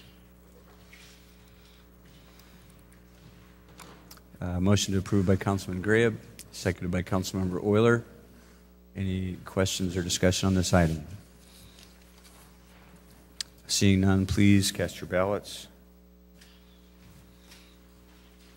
Councilmember Montalongo. Vote yes to approve. That motion passes unanimously. Madam Clerk. We're at unfinished business. 18-185 is a request to receive and file the status of an agreement with the CEO Council. Andrew. Thank you, Mr. Mayor. Just a quick update for you with regards to the agreement with the CEO Council. We are continuing to work with the CEO Council to get to a final agreement. We're going to be meeting tomorrow morning where we're going to be walking through some of the points of the agreement and try and get that resolved, and then scheduled in October. Obviously, the agreement has to be approved before November 1st, so the plan would be to get it in front of you probably mid-October, and then have it adopted or acted on, on the 23rd of October. That would still leave us time if we needed it for the 30th as well. Okay. Any questions or discussion? Councilman Regenbach. Thank you, Mr. Mayor. In conjunction with this, I was just in Chicago for the Municipal League meetings, and it was at one of the sessions talking about publicly owned utilities. And one thing that struck me that I want to make sure my colleagues all are aware of, and I've talked to Corporation Counsel about this, and would like this incorporated in the report back or in the communication, Mr. Manager, is that according to Division 124 through 152 of Article 11 of the Illinois Municipal Code, obviously I didn't find that, but the attorney did, cities are not allowed to make a profit on publicly owned utilities. There's been a lot of discussion that this is the pot of gold that we've been looking for, that this is a way for us to use the proceeds from water bills to pay for more police or street improvements or whatever the case may be. But I want to get some clarification on this because I talked to the attorney after the session in Chicago, but we cannot make a profit if we own the water company. So that's a very important item for us to be able to wrap our arms around. So if we could get some clarification and understand how other municipalities have done that, I think that would be very enlightening for all of us. Thank you. Okay. Councilwoman Moore. Thank you, Mr. Mayor. Mr. City Manager, can you give me those dates again, when you're going to bring it back, when it's going to come back to us to review? We have to act on it before November 1st. We have to give the water company notice by November 1st of the intent for the city to act on the purchase option. It's really going to depend on what level of changes we need to make to the agreement, and I'll know more tomorrow. What I would probably say is that with the budget calendar that we presented to you earlier, if we're going to meet on October 16th, that we would bring that back for the council to review that item on October 16th and then have it up for action. If there's any other questions that you may have it up for action on October 23rd. Okay, and so the reason I ask, how long has this been received and filed? How many months have we received and filed this? I think we first discussed this with the CEO Council back in February, and it did take some time to get the agreement into an agreement form. That was really, as they were working with their legal counsel to do so. We've had it now for a couple weeks, and we've been working through that with them, and we're still working with them in good faith to try and bring something to you. Okay, so February, and this is October. We're going to get it, was about 8 months? In its final form, yes. Okay. And so we're going to get it around about October 16th, and in 15 days, we're supposed to act on it and have enough discussion and conversation about it amongst us to be able to, in 15 days, and it's taken 8 months to get to us. Yes. Spent 45 minutes on the last item dealing with monies from uncollectible housing issues that have been billed. We spent 45 minutes on just that, but this council is going to have 15 days to come to a conclusion, ready for the council on the 23rd, and then because we have to act by November 1st. Miracles can happen, so I will be anxious to see how that works. But I think, I guess what I'm trying to suggest is that I don't think we're being given the appropriate amount of time as a council to look at something that's taken 8 months to draft. Now, maybe some of the attorneys on the council can look at that and cut through it, but I'm not an attorney, don't play one on TV. But I think that this is a very big issue that I'm concerned that this council is going to have 15 days to digest in the middle of us also trying to figure out this budget concern that we're dealing with. It's possible. I'm just concerned, and I think it's unfortunate that we've been put in this position yet again. I remember when we voted on this 5 years ago, I was newly on the council, and I just thought that's how you guys operated, that you waited to the last minute on things that are really big like that, and so that's looks like where we're coming to again. And I just think it's unfortunate. Thank you, Mr. Mayor. Okay, thank you. Further discussion or motion, Councilman Greb. Well, I think it's unfortunate as well. I sat on the council when we missed it by one vote moving forward with possible acquisition. And Councilor Riggenbach, there are multiple reasons why previous mayors and council members have wanted to look at this.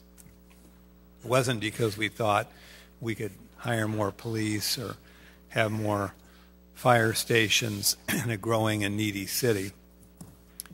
It was, in many respects, to keep a lot of money that was going to private shareholders of a corporation, keep that money in our community and maybe lower the rates that our own citizens have to pay for water. We go back and take a look at what the figures were like, what water costs in Peoria versus Paris, France, etc. Back when we came very close to having a go on it, it looked like we were able to sell water to Bloomington Normal that was very thirsty for water, and we could send it through a pipe along the interstate highway with no special permissions. And in that particular sense, it would have been very advantageous to us. So there are multiple reasons why people in the business community and within our neighborhoods, neighborhood associations, etc., want us to at least get the facts on this, as Councilor Moore has pointed out, do the due diligence to see whether this would be beneficial. And you're right, Councilor Moore, I think that it's, I don't know if they're stalling tactics or what, but here we are.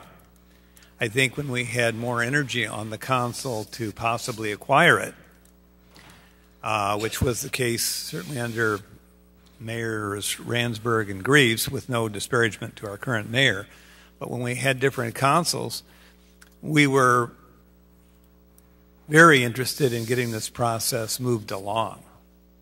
And, I'm dismayed by it being at the last minute. Too many things are brought to this body at the very last minute. And you know what the odd thing about it is? There was a day when this council met every single week, except certain holiday periods. And I think about what those city managers, of course, they may have had a larger staff than our current city manager because we've been cutting the city to the bone. But they really had to do a lot of preparation.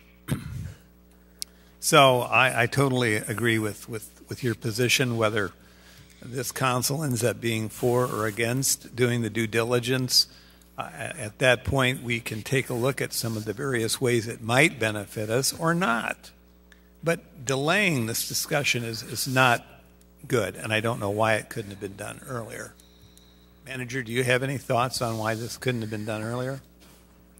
Well, as I said, I think that the CEO Council was working with a local attorney that was providing some time to put together a contract, and that took longer than anticipated.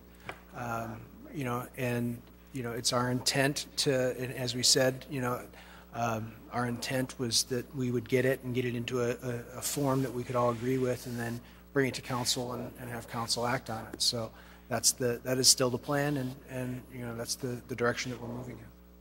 Thank you, Manager. Thank you.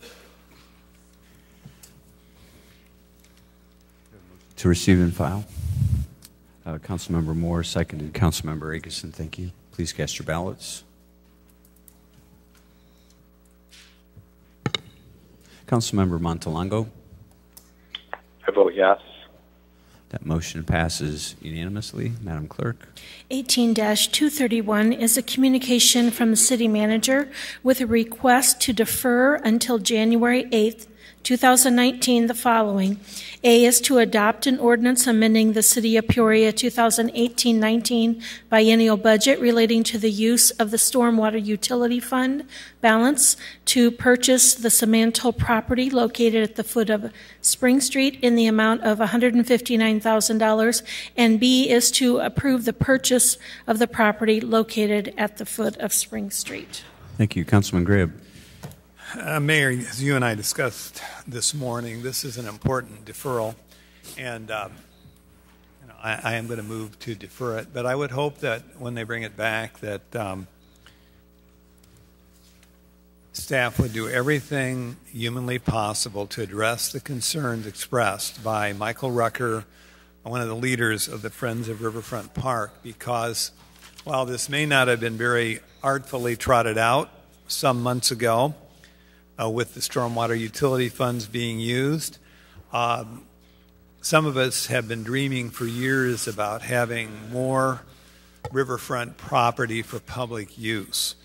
And if we can somehow get this done and not be taken to the cleaners and make certain that we're not inheriting a toxic waste dump or whatever, and you know what the concerns are expressed by the Friends of Riverfront Park. If not, I can resend the email to you.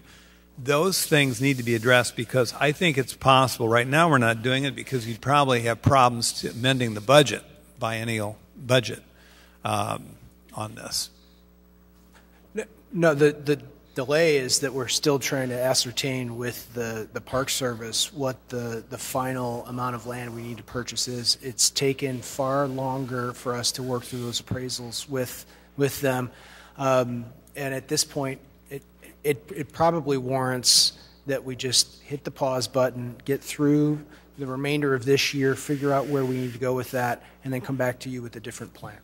Pragmatically, do we have to have a supermajority, like 8 out of 11, if we do it as of the 1st of January 2019? If it's part of the budget process, if there's funds that are set aside as part of the budget process, it would be a simple majority vote of the council.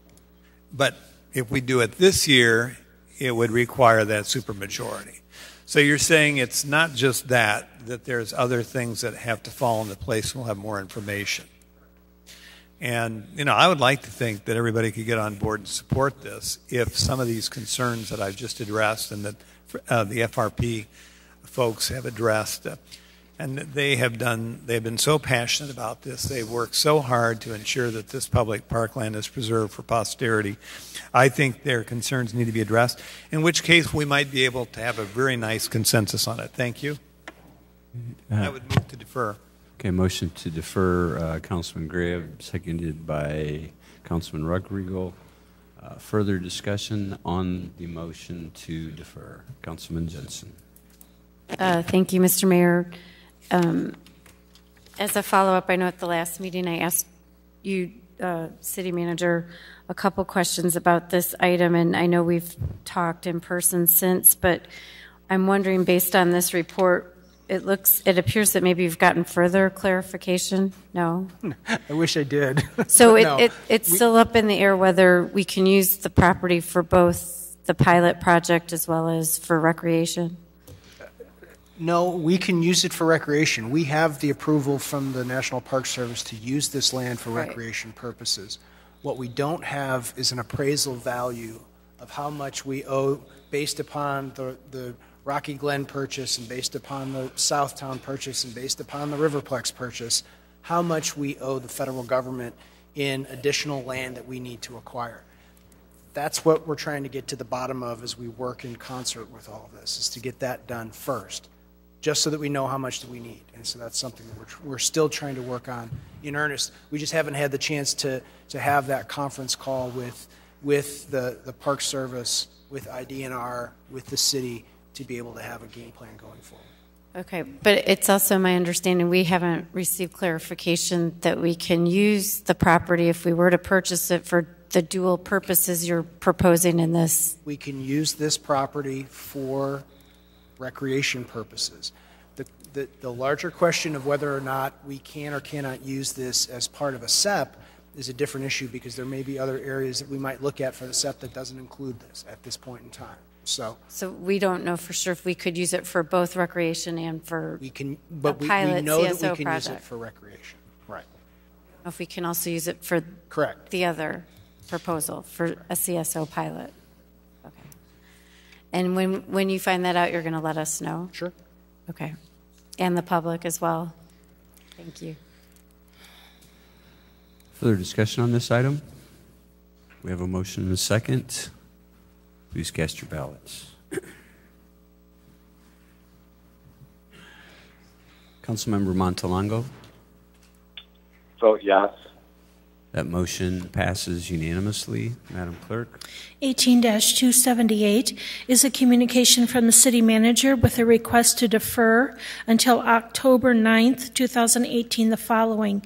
A is a redevelopment agreement with Peoria Opportunities Foundation for an infill housing development project in the amount of $300,000 to be funded from the East Village Growth Cell TIF fund balance, and B is an ordinance amending the budget for the same project. Councilman Riggenbach? Mr. Mayor, move for a 2-week deferral. Motion to defer, seconded by Councilmember Turner. Additional discussion on the deferral. Councilman Sear. Thank you, Mr. Mayor. Just one question, Mr. City Manager. I know I had the conversation with you before, just to make sure people understand, our constituent understand how TIF works.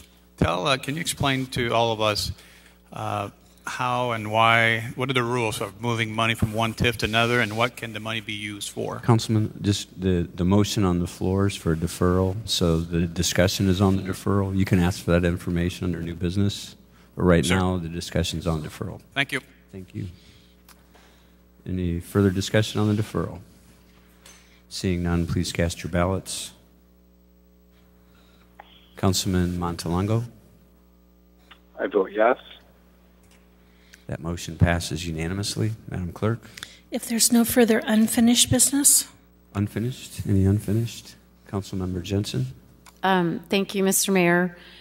As a follow-up, I think at our last meeting, and I know Director Reese knows this is coming, there was an item up about the stormwater utility, the company we're contracting with to field a lot of the calls.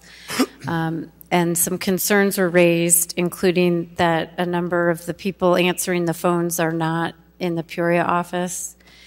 And I was contacted again from a woman who, since our last meeting, has called the number 5 times since September 11th at various times throughout the day.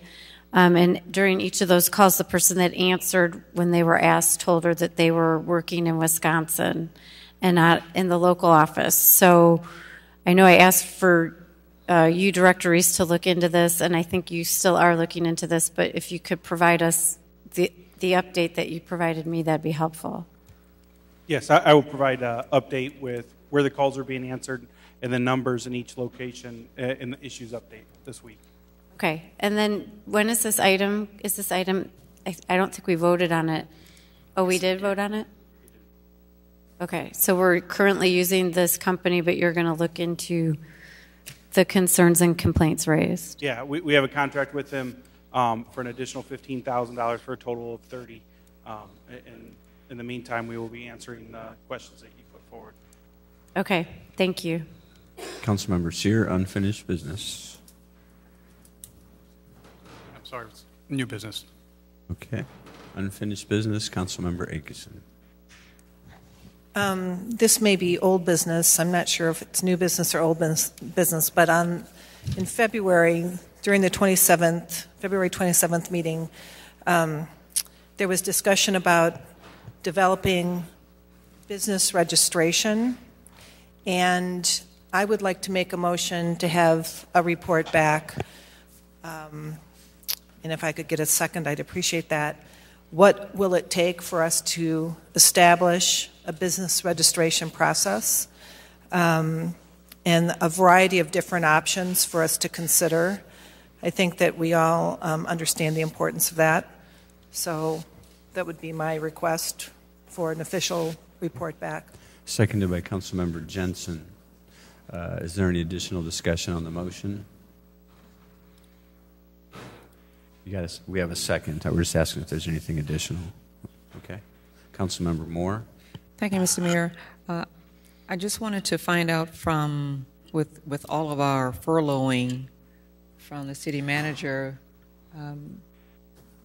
we could motion and approve it, but how long do you think that might take with our staff shortages to get something back? I would hate to say, I don't know how long you would want before it comes back, but with all the furloughs, would that present a problem? No, I think that we can get you something back by mid-October. If we have our kind of a budget meeting set for October 16th, we could have that as a report back that evening, and I think that would be appropriate. And because it does have some implications, I think, as we look at the budget and start that process there, we'd be happy to do it at that point in time.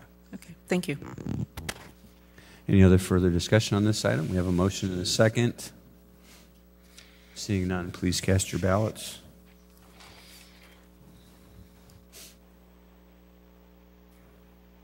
Councilmember Montalongo? I vote yes to approve. That motion passes unanimously. Madam Clerk? We would be at new business. New business, Councilman Sear.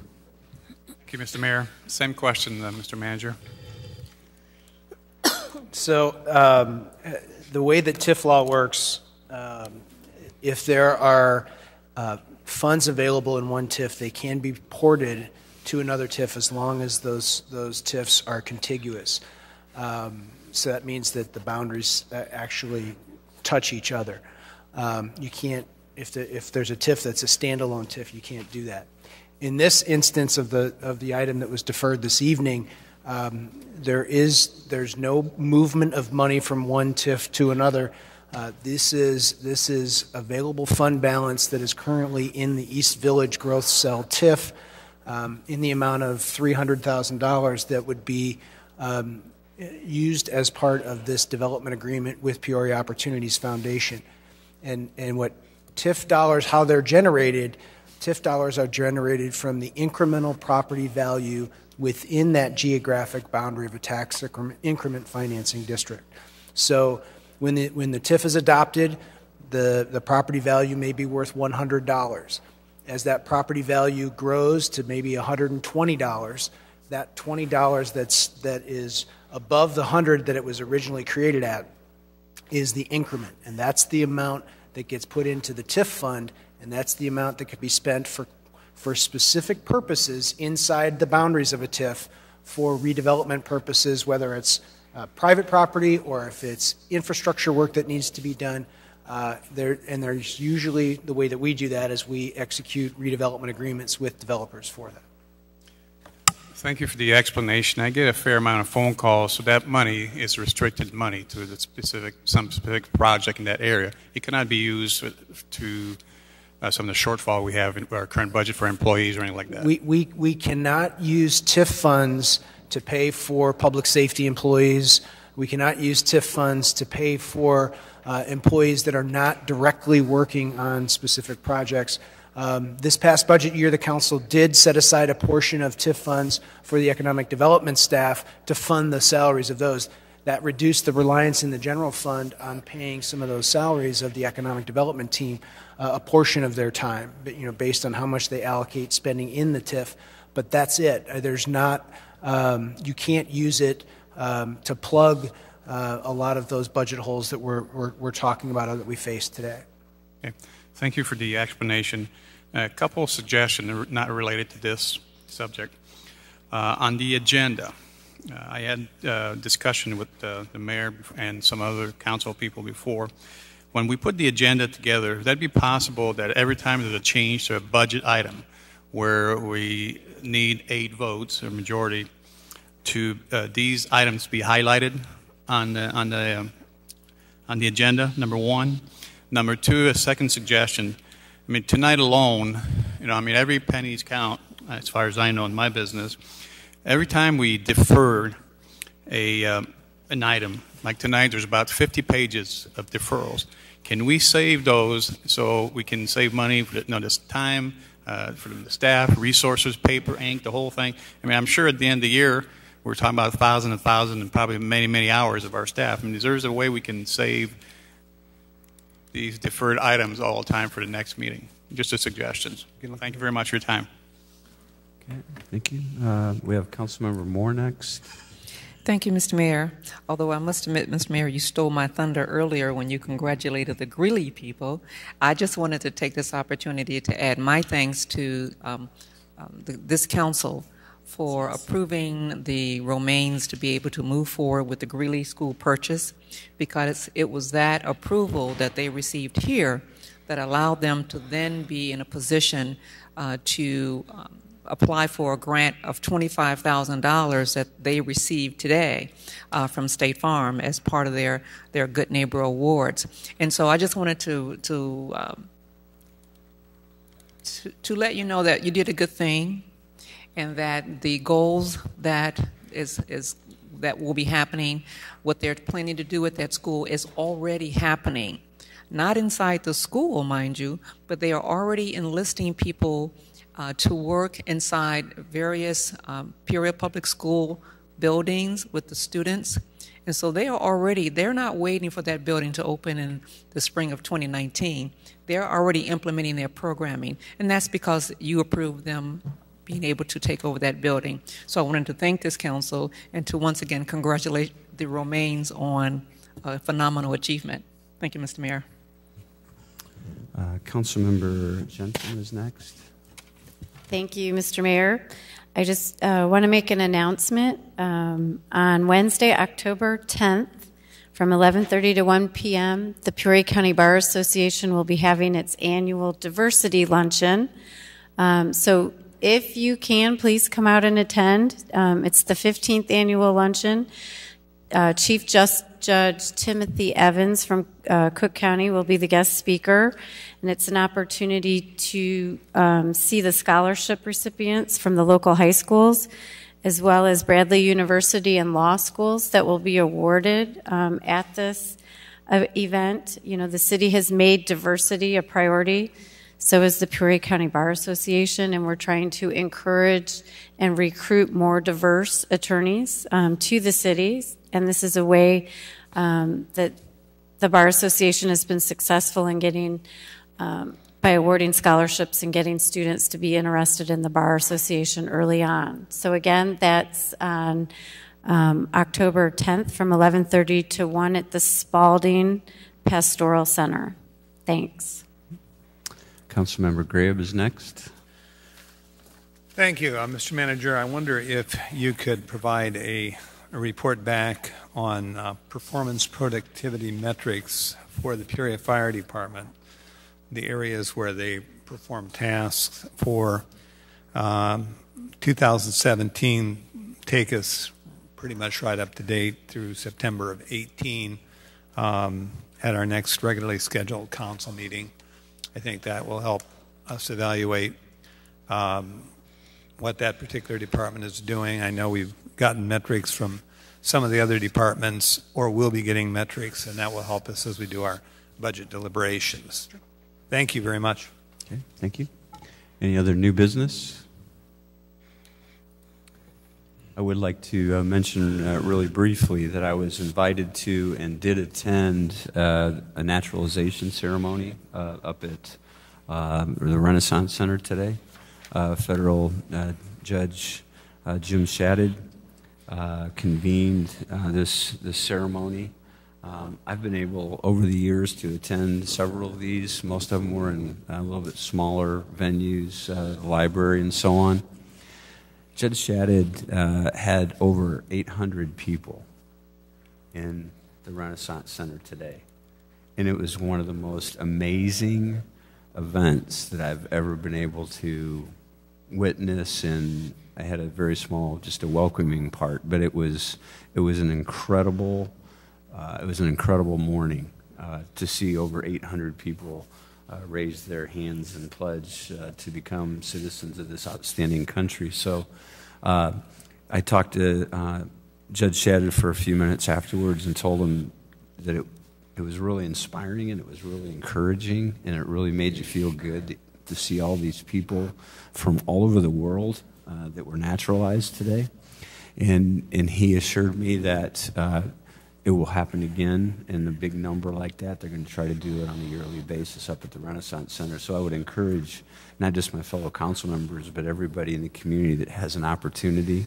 I mean, they went through that whole program in under an hour, so it's not an all-day process, but it just really kind of has, with everything that you see out there and all the negativity, to see 800 and some odd people raise their hand and pledge allegiance to the United States of America was very encouraging. And I want to publicly thank Judge Shadid for making it such a big event and making it open to the public. And they live streamed it as well, so it was able to be seen by a lot of people. So our hats off to Judge Shadid.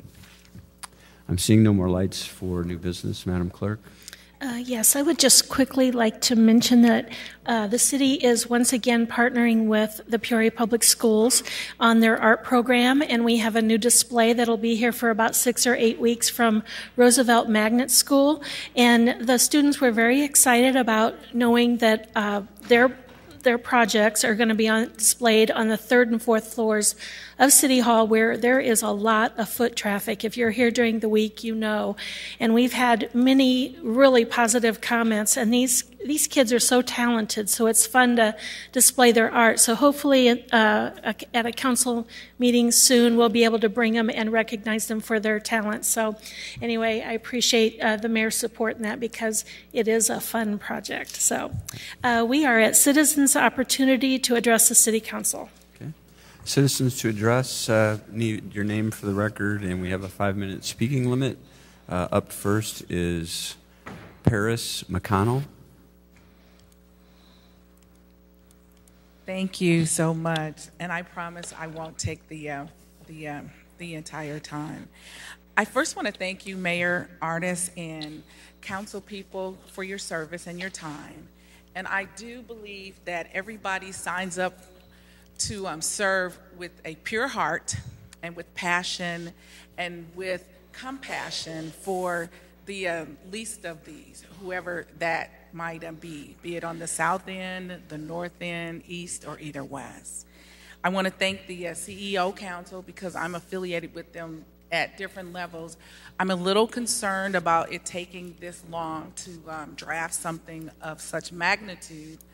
And I encourage us to be diligent and to be serious and to not take this lightly because our wellness could be at stake. And I don't think that wisdom says we do anything at a knee-jerk level, but that it's thought out, that we've given every opportunity to make sure it's the best option for us. So I want to thank them for their expertise because I believe it's a council of intelligent people. But then I'm also throwing a little caution to the fact that when you serve at a certain level, it gives you a certain amount of influence. And influence goes a long way. We all do understand that when you're in a leading post, you do have some influence. And so I pray that The goal is to improve our quality and to enhance, if for no other reason, but to maintain our good quality of life and water that we now have in the city. And to this point, I just want us to be mindful as we're looking and drafting and looking ahead. What I'd like to see is a 5 to 10 year strategic plan as to how we are going to maintain, how it's going to be inclusionary so it does not become some water buyout that is exclusive to certain people just because they came up with this idea, that it's a good idea for us to do it. I'm also concerned about, we do understand corporate money can be managed differently than public civic money, and we can look at that at the state level, at the city level, county. Public money operates at a different level, and so some of the things that the water company is able to do, it's different because they basically govern under corporate laws, and we don't have time to get into how it is different, but I think that is very notable, and we need to look at that at a very serious level, because when you go into state agency, there can be issues such as now. Here we are as a city. It was in the USA Today paper. I was out of town and I'm reading, and here's this note about Peoria City Council with these major cuts and the layoffs, and it's because of money and the budget. And I don't think water can be profitable at the level when it becomes a state agency operated entity. I just want to encourage us as we look back in retrospect, some of the choices we have made, the $8 million hotel fiasco, and I pray that my kids don't have to pay, but I just think we have to be diligent, we have to be serious, and we cannot let greed be our motivation. We do have to think about everybody, and Peoria is made up of several different kind of people, and the least of these is where I am sensitive to. I am blessed, I come from a decent family, and not everybody, I know people have this concept that we should pull ourselves up by our bootstraps, and we should overcome some of our poverty issues. Sadly, so many people don't have boots, so they don't have straps, and they can't pull themselves up. And I hope as we go forward, we will be sensitive to that, and that we do not let greed be our motivation, because it doesn't work. Thank you. Okay, thank you. Next up, we have Helen King.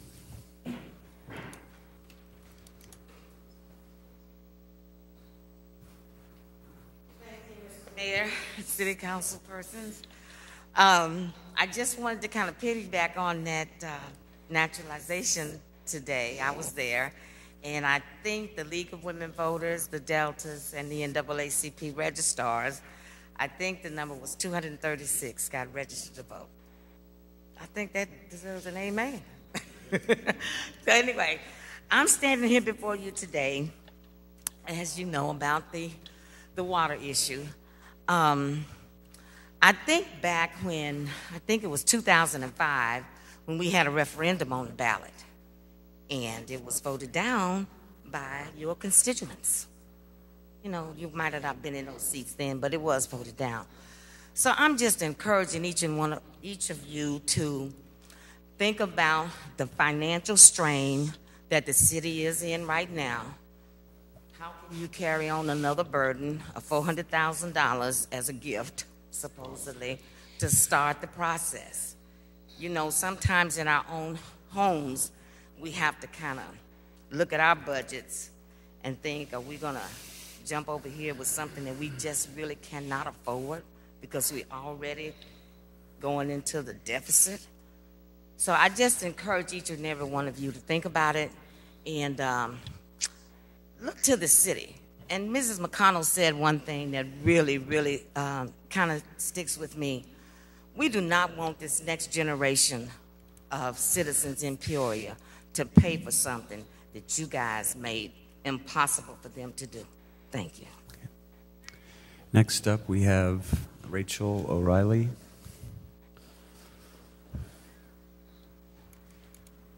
Good evening. I'm here for 3 issues. The first one being Alexis Camry Scott. Please keep her in your prayers and thoughts. Please get the FBI involved. The details of the case are looking like organized crime. That's the jurisdiction of the FBI. Second issue, the welcoming ordinance. It's my understanding that in about spring of 2017, you all were presented with a welcoming ordinance. In about August of 2017, the Trust Act was signed by our governor, and it basically says what the welcoming ordinance that you were presented with says. For those listening that have Facebook, Peoria Welcoming County, has posted the draft that you all got, along with some other Senate bills. Basically, the Trust Act says that databases cannot be collected without a judicial warrant. Someone, can't. And it also prevents discrimination. The third issue, the water buyout, there's a documentary on YouTube called Blue Gold Water Wars. It's about the privatization of water and for-profit companies. This climate crisis we're headed towards a man-made drought. And in the future, certain individuals like the elite are trying to make water not a right, but a privilege that some people will be able to afford and some people shouldn't. Peoria's water, our aquifers, should be owned by the public, for the public. Any profits should be going towards the city, not towards the pockets of some corporation stationed in New Jersey. Thank you so much for your time. Next up, we have Mary Hayes.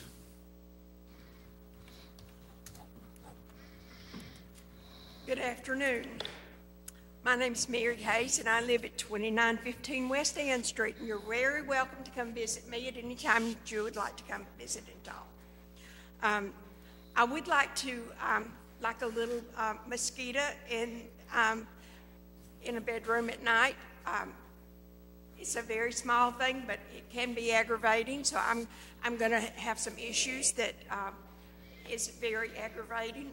It's the food desert in 61605. I recently made a trip to Hy-Vee with Monica Murphy, and it took us 4 hours to go to the grocery store. Now, this is completely unheard of. Can you hear me? This is completely unheard of for one trip to the grocery store to last 4 hours. I have to go to the grocery store weekly, and this takes up a whole entire day. This is just uncalled for, and 11 grocery stores have closed in 61605. 6 of the grocery stores have closed in 61605. Now, somebody needs to do something about the grocery store situation. We are taking surveys. The Regional Fresh Food Council is taking surveys, and they will be published later on this month. We are doing everything that we can, and we need your help too. So that's one of my issues. Another issue is please consider Alexis in your thoughts and prayers. This lady has been missing a year, and her mother and her son are very strong people and very near and dear to my heart. And if you could do anything that in your power to keep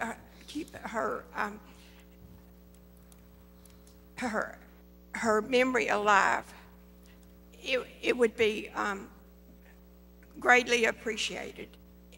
Crime Stoppers Anybody that knows anything, please, please speak up.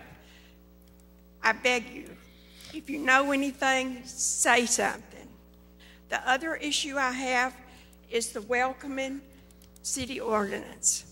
Now, these people are also near and dear to my heart. And as Rachel spoke about the welcoming city ordinance, the mayor spoke about nationalizing citizens. Peoria City Council should really consider an welcoming city ordinance. I also want to speak about the water buyout. Water, I am for the water buyout. I have lost a lot of friends because I support the water buyout. There sits one right there. But the water buyout should belong to the public, and it should, and I would consider it an honor and a privilege if you would deeply consider the water buyout as a asset to the community. And I also want to thank the CityLink bus for their professionalism in their transportation system, and giving us the opportunity yesterday to speak with them at Lincoln Library. And I want to give a big shout out, thank you to CityLink bus. Thank you. Up next, we have Suhail Elhauer.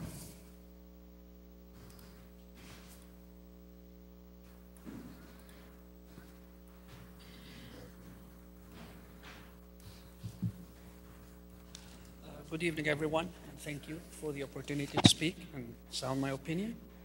My name is Suhail Elhauer. I live in Peoria in 918 West Kensington Drive. And I've been listening to city council deliberations and meetings on the radio quite often, I guess. And I hear a lot of people saying lots of things, mostly complaining, a few saying thank yous. I want to be among the few who say thank you. And I'm here today to really say thank you to Mayor Ardis for his leadership. I will go back to about 2006 when we held a very big conference here, an international conference, and there was a planning meeting in Chicago, and Mayor Ardis was actually new mayor of Peoria. See, I've lived here now for a little bit over 24 years when I first came here. Mayor Ardis is the fourth mayor I live under. And there was a lot of change in his time. So that planning meeting, actually Mayor Ardis drove to Chicago while sick to attend the planning meeting for a conference that attracted people from 37 countries, including then future prime ministers of a country, a son of a president of a country. And that was a great thing for Peoria. So he did this because he cares about Peoria. And I actually got a very personal and first-hand experience with how caring and approachable Mayor Ardis is. I'll go back to about 2008, 2009. My son was a student at Bradley in telecommunications. And he secured like a spot on the Edge, which is the student radio. And he invited Mayor Ardis for an interview. It's not really a lot of people who could vote for him. I think it was like a Tuesday evening, or Wednesday evening or something like that. I mean, time he could have used with his family, but he went and was an interview for about an hour. Spoke to the students, few students of Bradley who probably tuned in into that radio show. But really, that shows how caring and approachable Mayor Ardis is, and thank you, Mayor Ardis, for doing that. A couple of other things I would like to thank Mayor Ardis for. He established, and that shows that he really cares. He established the Race Relations Commission in Peoria back in the day, organized a number of Christmas parties for disadvantaged kids, inviting them to the Gateway building and securing presents for them. And I think that was great. The Sustainability Commission. You all know, until Mayor Ardis started, there was no recycling collection in Peoria. And now it happens every day. Actually, my wife one time, we were talking and she said, how come our garbage can is not as full as it used to be? Well, because we used to throw away a lot of stuff that now is being recycled. And that did not happen before Mayor Ardis.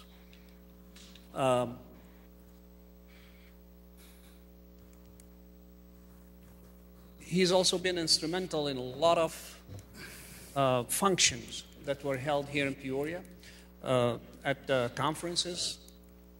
And for instance, I would mention the DBE, which is the Disadvantaged Business Enterprise event that where we had a speed networking event where about 100 companies, among which are the largest companies in infrastructure, and among which also there were a lot of small companies that are looking for words that are DBE owned.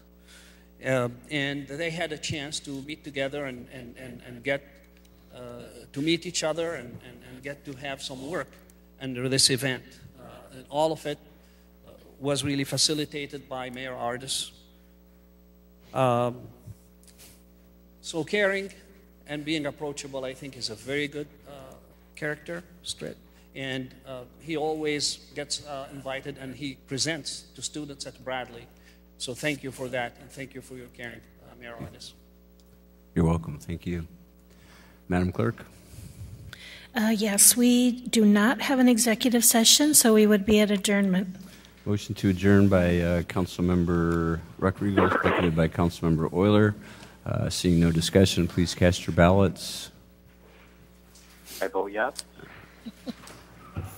That motion passes unanimously. We'd like to thank H. Wayne Wilson and his listening audience at WCBU, as well as Cable Channel 22. And this evening's meeting is adjourned.